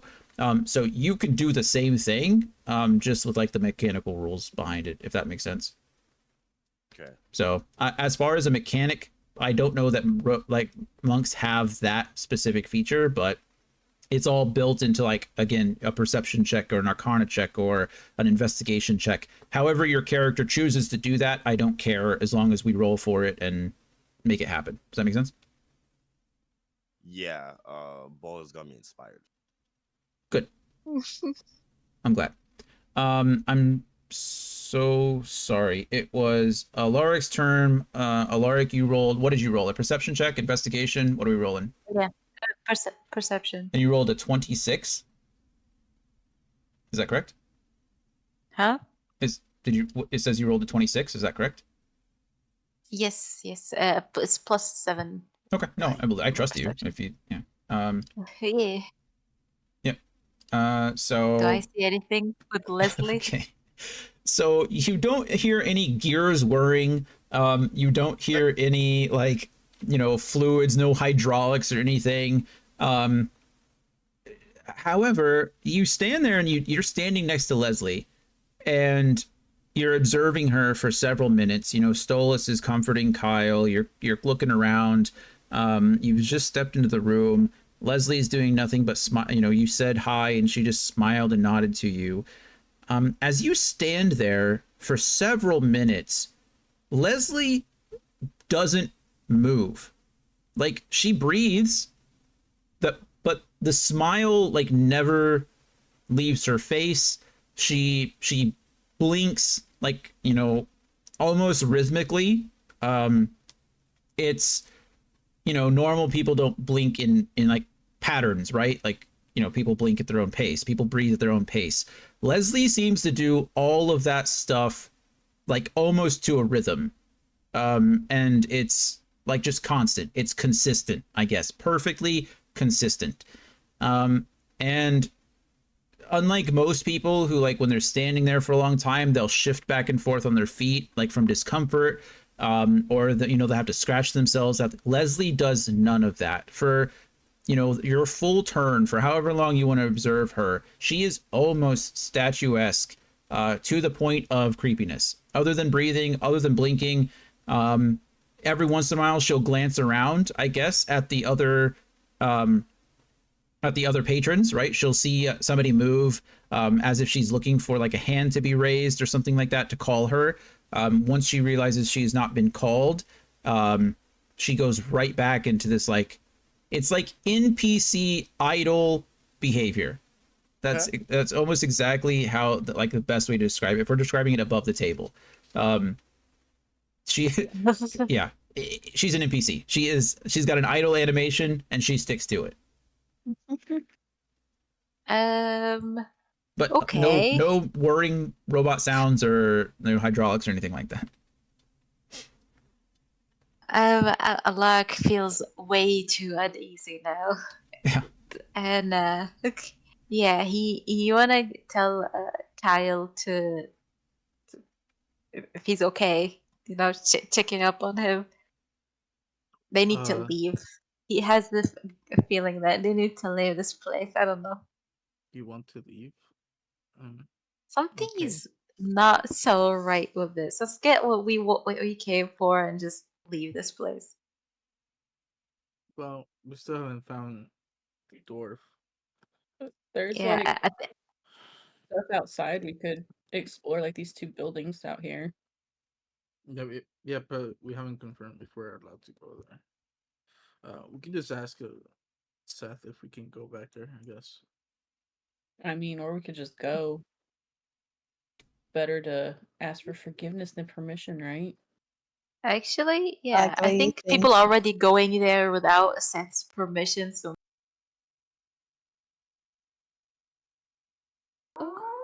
Nope. Did we all? What? That was weird. What? Did we all disconnect again, or was it just me? It was just you. Well, It's just yeah, I heard Alaric cut off. Sometimes Discord is this weird thing where it, like, drops everybody at once, but if it was just me, I'm sorry. I'm here still. Are you here? Just a random wolf Yeah, call. sorry about that. Okay, so Alaric is still feeling on edge and kind of communicates with Kyle. Kyle is, like, he's recovering. He's fine. It's not like it hurt his feelings, I guess. So he's just, taking solace, kind of observing in the tree as well. Yeah. Adom, you were muted the last time. I don't know if you're here, but essentially I just did what you said you wanted to do. You came down the hallways, you observed these rooms. Some of the Leslies are cleaning them, so you can kind of see in. And they're typical rooms. Like, think of a hotel. They're all pretty standard. They have the same bedding, the same sheets. They all have this like boudoir setting, as well as locked chests where you can keep your stuff in it. But it's all pretty standard stuff. Nothing out of the ordinary. That you can see. Just the Leslies going about their business. But it is your turn now. So if you'd like to come back into the lounge, if you'd like to try to get into a room, whatever you decide is up to you. Yeah, I'm gonna go back. Okay, perfect. Yeah, you come back and everyone seems to be in the same position. You moved away from here, so you don't quite notice that Alaric has moved into the garden. You kind of had a vantage point of Alaric from the seat over here the first time, but as you moved away, you've lost sight of her. Emmy and Evie still seem to be caught in their conversation with Morgana. So whatever you choose to do is completely on you. You come in, Merver, or the halfling, you still know his name. I think he's actually a gnome. The gnome is still sitting there doing work. Leslie is still standing here in the corner doing nothing. The drow still drinking. This Leslie back here behind the bar is, cleaning things up and getting things ready for later. And the nice dog Morty is just chilling in the corner there. So. All right. Well, I can't pet the doggo, so I'm gonna go outside. Okay. Where outside are you going? Towards the. Oh, okay. You're gonna go try to find Alaric in the garden. Yeah. Perfect. I'll leave these guys in the conversation. That's through here. Yeah. So Saith greets you to come in. Azarisa, kind of looks up and, welcome to the garden. We have a class starting in just a few minutes if you'd like to join. You see Alaric, you see Kyle up in the tree. Well, you see Alaric first, and then you look up, of course, and Kyle's chilling in the tree. The other clients or the other customers, they're just looking around the garden. You can't tell whether they're waiting for the class to start or whether they're just observing the beauty, but everyone's kind of just doing their own thing at the moment. Nothing too out of the ordinary.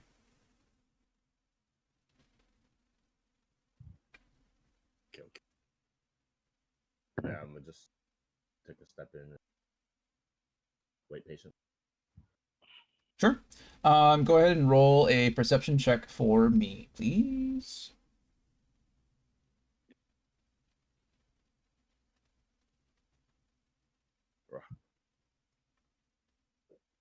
Yeah.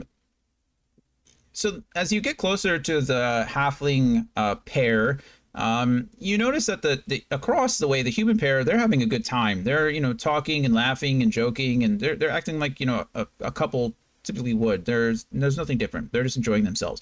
The two halflings, on the other hand, they seem to be in like whispered conversation. They're kind of keeping to themselves. They're trying. I wouldn't say trying. You don't know what they're trying to do, but their conversation is very personal. It's hard to tell whether they're enjoying themselves or whether they're stressed. If this is just how they normally communicate, you're really not sure. But their conversation cannot be heard by you at the moment. Whereas the couple across them are clearly a little bit more boisterous and outgoing. But that's what you notice from your perception check. I will give you, if you'd like to do one more thing, I'll let you do that. Otherwise, we can just pass it off back to Evie and Emmy. You can pass it. Okay, perfect. So Emmy and Evie, you are still with Morgana. She is not being dismissive of you. However, she does make it clear that she does have work to do. So if you have anything else for her, I'll give you, one more shot to ask her any questions. If you don't want to ask her any questions, you're free to, before you're free to move on, Morgana will say one more thing to you, and then we'll go on from there. So, Evie, do you have anything else you'd like to talk to Morgana about? No, I was just going to excuse myself to go explore. Okay, perfect. Emmy, did you have anything you'd like to ask Morgana about? No. Okay. I'll go explore. So, Morgana, before, as you all stand up, she's thanks you for the conversation and apologizes that she could not help you more find her friend, but she, um, as you both stand up, she does call out to you. Wait just one moment. And she closes her eyes for the briefest second. And you can see like she kind of nods her head. And then when she opens her eyes, she makes contact with both of you.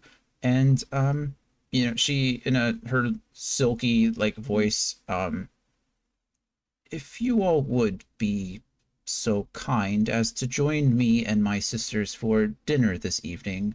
We don't often have groups of adventurers visiting our temple, and if you would be willing, we may have a proposition for you. We would like to request your help, but I'd rather not talk about it without them, and I'd rather not talk about it without the rest of your companions there. So, if you would be willing to join us for dinner this evening, we would appreciate it.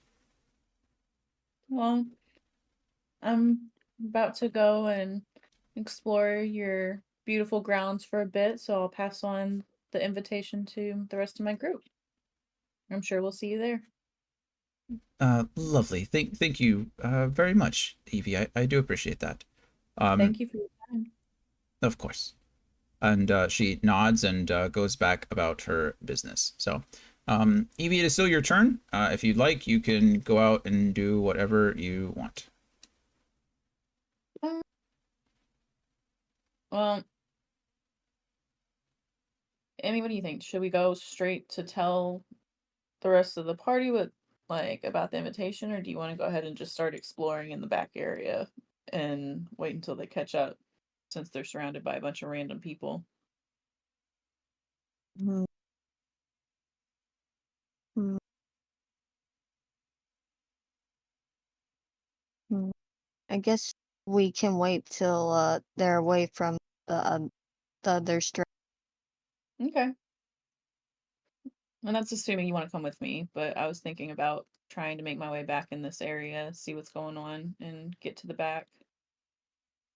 Yeah, I don't. This place is kind of suspicious. Okay. Back. Want to excuse ourselves from her presence and go through the doors? Okay. Yeah, no problem. So the door is open for you, and this hallway is clear. No one else is in it. You can look inside these doors if you so choose. The doors are open. No one else. It doesn't appear that anyone else is getting service at the moment. One of the Leslies appear to be cleaning up this room, and Ilmar is cleaning up this room. But this back door. The back door seems to stay open. The doors behind you close, but this back door is open, and you can see into the grove, and that Morgana discussed. And sure, if you'd like to visit these buildings, you're more than welcome to. I will ask you to choose which building you'd like to attend to first, I suppose, so we can Um, go on. Before that, Emmy, did you want to maybe ask Ilmar about that slippery potion bottle thing or no? Hmm. You think it's worth asking about it? I'm not sure. I mean, he pointed it out, but I don't know if it's like a pressing thing. I just know we were passing by him and you were the one that noticed it, I think. So I just wanted to kind of give you the option before I just drug you outside with me. Hmm. No, I think it can wait. Let's check out the buildings first. Okay. Okay. And then right or left? Don't look, just pick. Uh, right. Okay. Follow me. Okay. So not far from the bathhouse, you can indeed see it is a finely crafted stone tower, and it seems to rise among the trees around it. It is fairly tall. You can tell that it appears to be about 3 stories. There is a sharp featured winged elf that you can see that crouches right above the door. It seems to be like playfully crouching as if it's like peering down at something, like it's peering down to the below, like the ground below you. If it was on the ground, it would almost look like it was, you know, playing with stones, or maybe dipping its hand or finger into a pond or like water or river or something like that. But as it's set above the door, it kind of just like, it's just glancing down in front of the door, in front of the path here, as if it's like almost pointing at whoever enters. And the front door is bright red, with golden inlaid swirls about it. But it appears to be a pretty heavy door. Kind of like perception check. Yeah. What would you like to perception check? The door, like in the elf thingy above it, like, is it some kind of magical security system? Is it a trap? Things like that. Sure, absolutely. Go ahead and roll a perception check.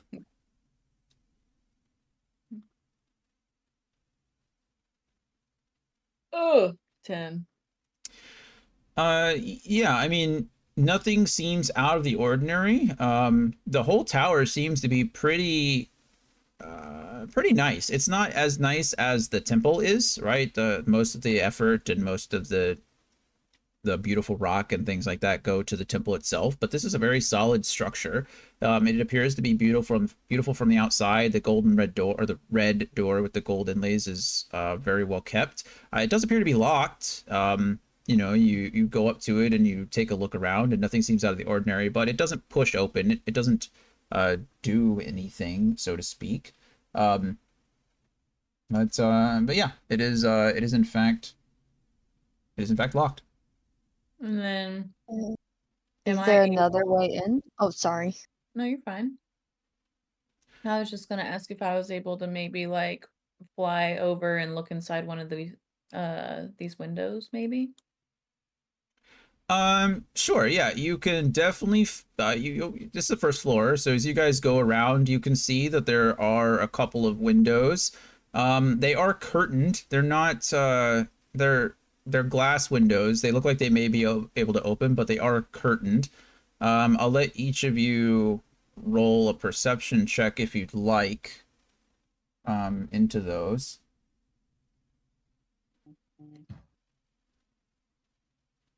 All of us? No, just the two. Emmy and Evie my are kind God, of exploring this back tower a bit. What was it for? Perception? Oh, Perception, yeah. You guys were looking through the windows, right? I think Emmy Mhm. asked if there was another way in. There does not appear to be another way in. There do appear to be windows, at least on the first floor. Okay, so Evie rolled a 10, Amy rolled a 16. It's really hard for you necessarily, Emmy, to see through the curtains. However, you can tell that, let's see, this appears to be a bedroom of sorts. So over here, well, okay, so this seems to be a foyer area. As you look through this window, you can see into like just a lounge area. Maybe someone inside is moving. It appears that there might be someone in there.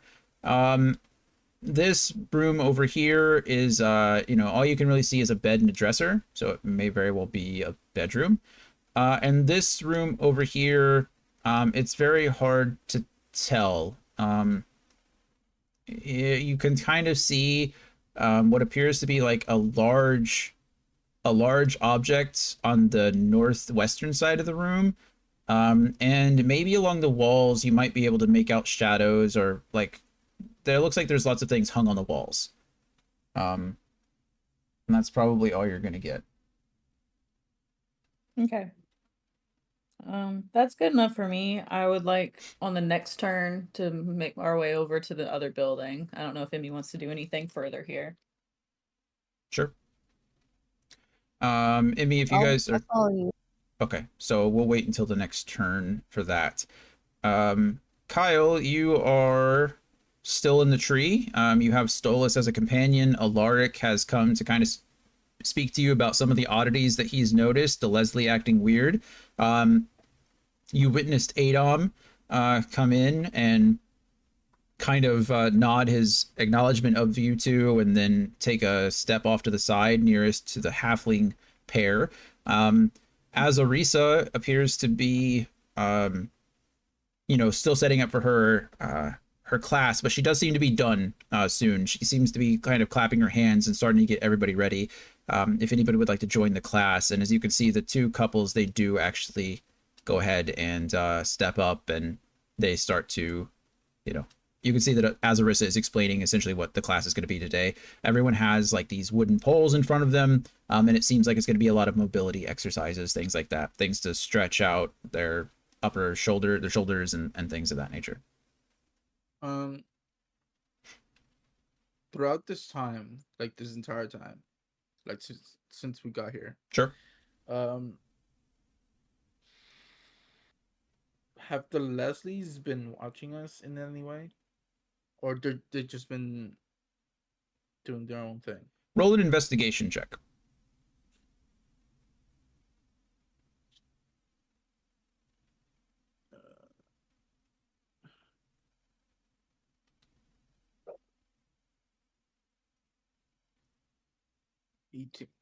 Okay.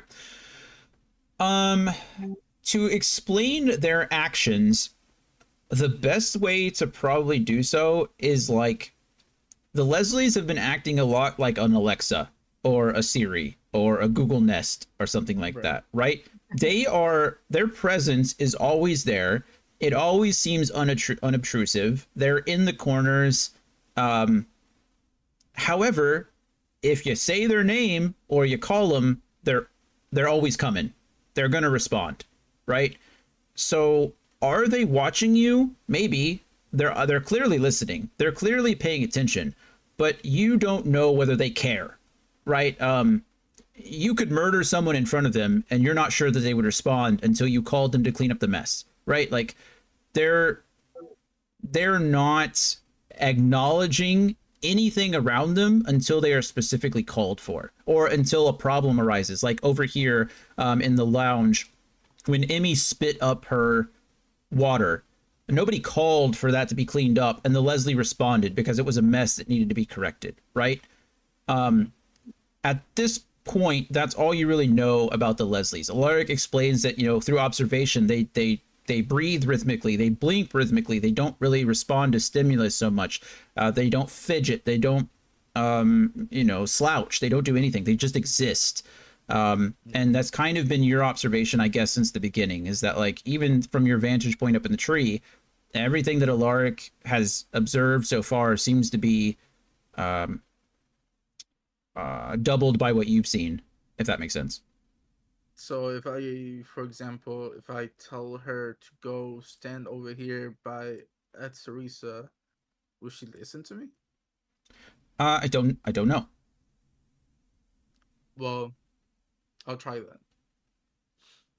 Okay. I'll go down and I'll tell her, can you stand by over there?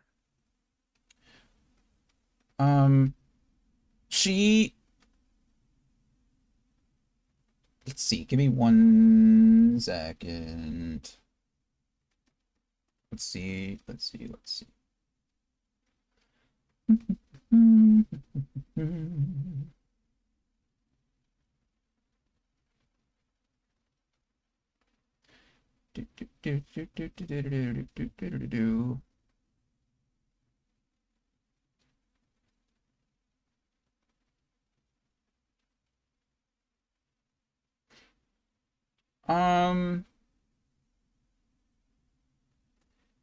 So you essentially are ordering her, like asking her, can you go and stand over there? Yes?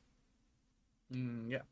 She looks at you and she blinks, and then she looks over where you're asking her to stand, and she looks back at you, blinks again, and then just smiles and nods her head.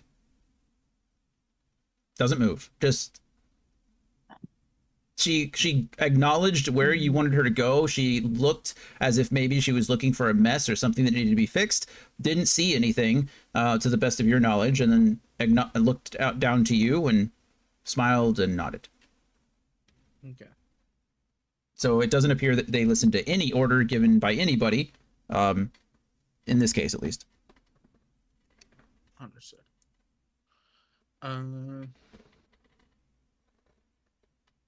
This is the door, right? Like, um, and how many windows do you think there is in here? There are no windows along this wall. This is the wall that separates the garden to the lounge area or the lobby. So these are all fitting rooms. So there's clearly no windows here. This is the only door that separates these two the buildings.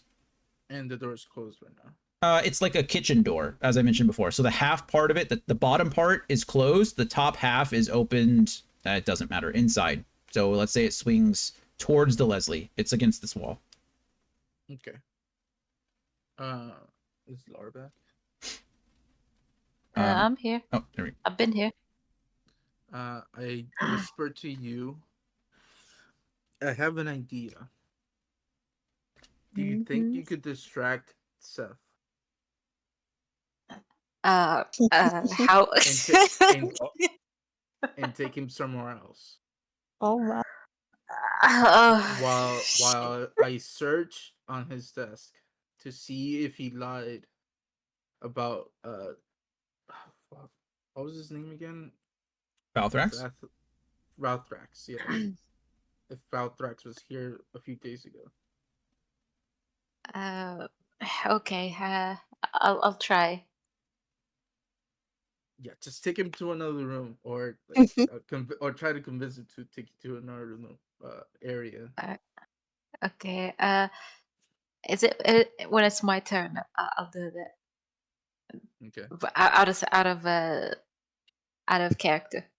But I'll do it. For now, I'll pretend to go to my room,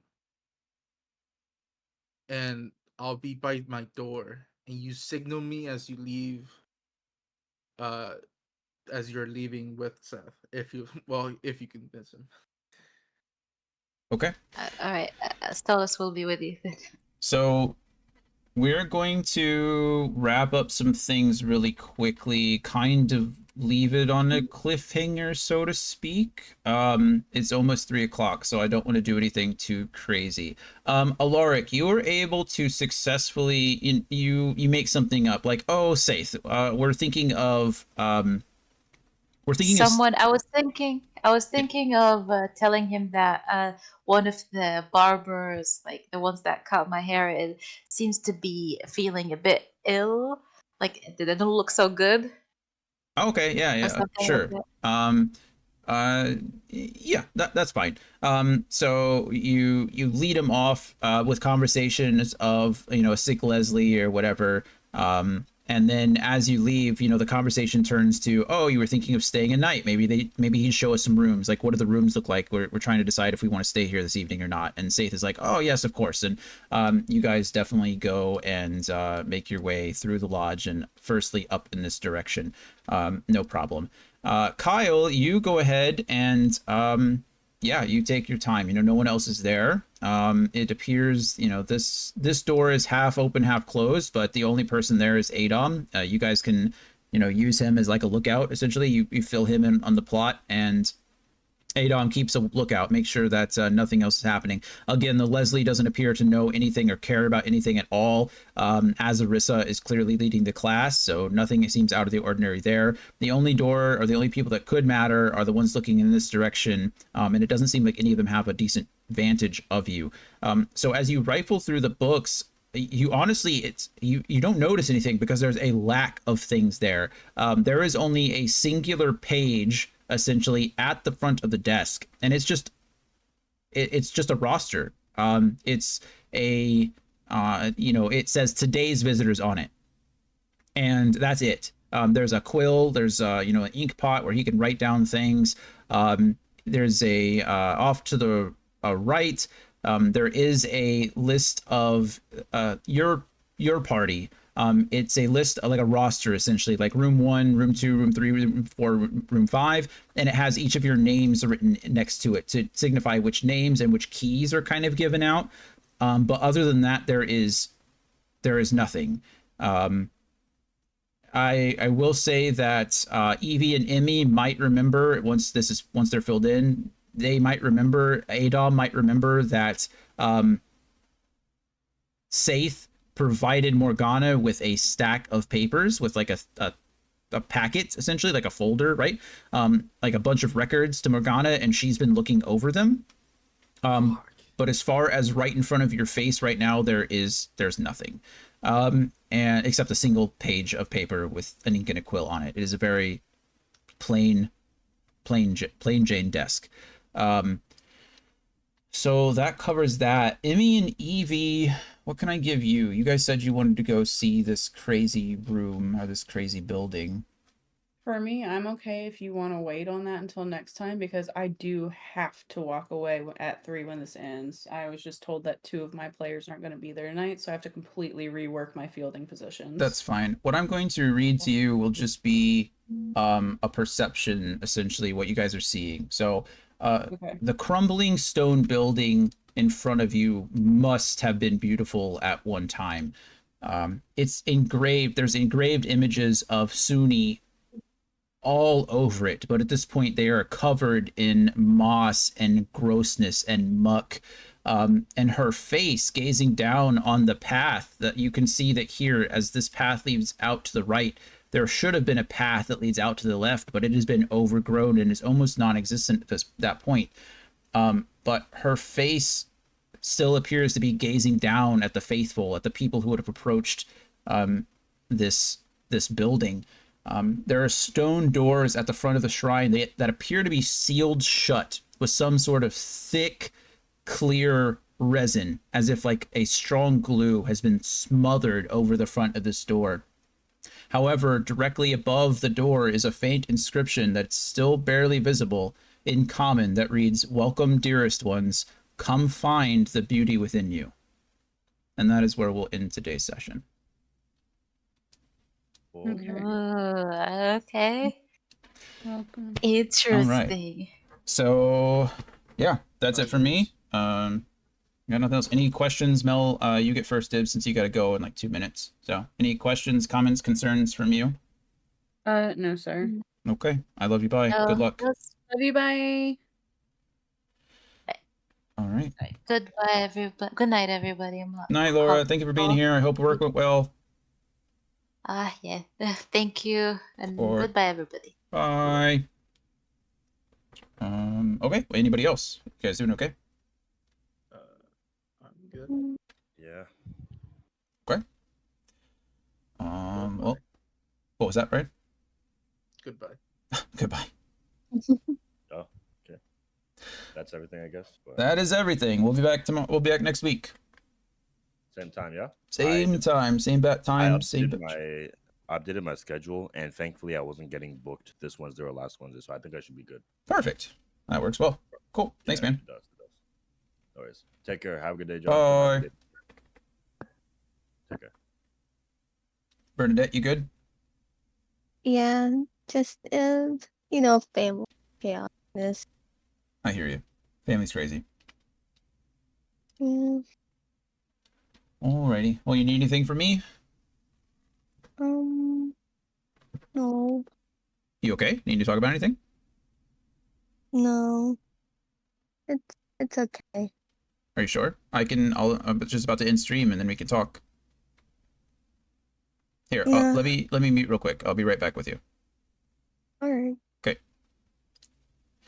Alrighty, friends. That is it for me. We are done. It was a good session. It was good. We went to full time. We ended at a good, decent spot. A lot of exposition. We're still early in this module, so like I said, my party can get pretty crazy. Sometimes they just like to go off the handle and do crazy things, but they seem to be like asking some questions and getting to know things. So that's good. That's good for us.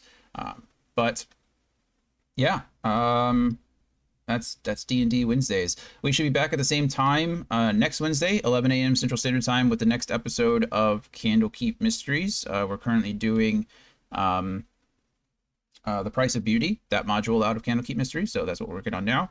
And I'll be back tomorrow with some more Final Fantasy X. So again, same thing, 11 a.m. Central Standard Time. Let's see, who did I see today? I think I saw Kyle out there, right? Kyle's lurking somewhere. We're gonna shout out Kyle. Because we love him. I think today is Wednesday, so he will be streaming. Sometimes I like to I like to, what am I trying to say? I used to raid him sometimes if we finish D&D around or after he started streaming, but clearly it's 3 p.m. So he'll be streaming tonight at 6:30 Central Standard Time, 6 p.m. And he has been playing some Helldivers, so I don't know what he's playing, but maybe we'll try to jump in with him if his party isn't full. So, yeah, that's it for me. I love you guys very much. Thank you for being here. Appreciate you all as always. And I'll see you tomorrow morning, Final Fantasy X, 11 a.m. Central Standard Time. Bye, everybody.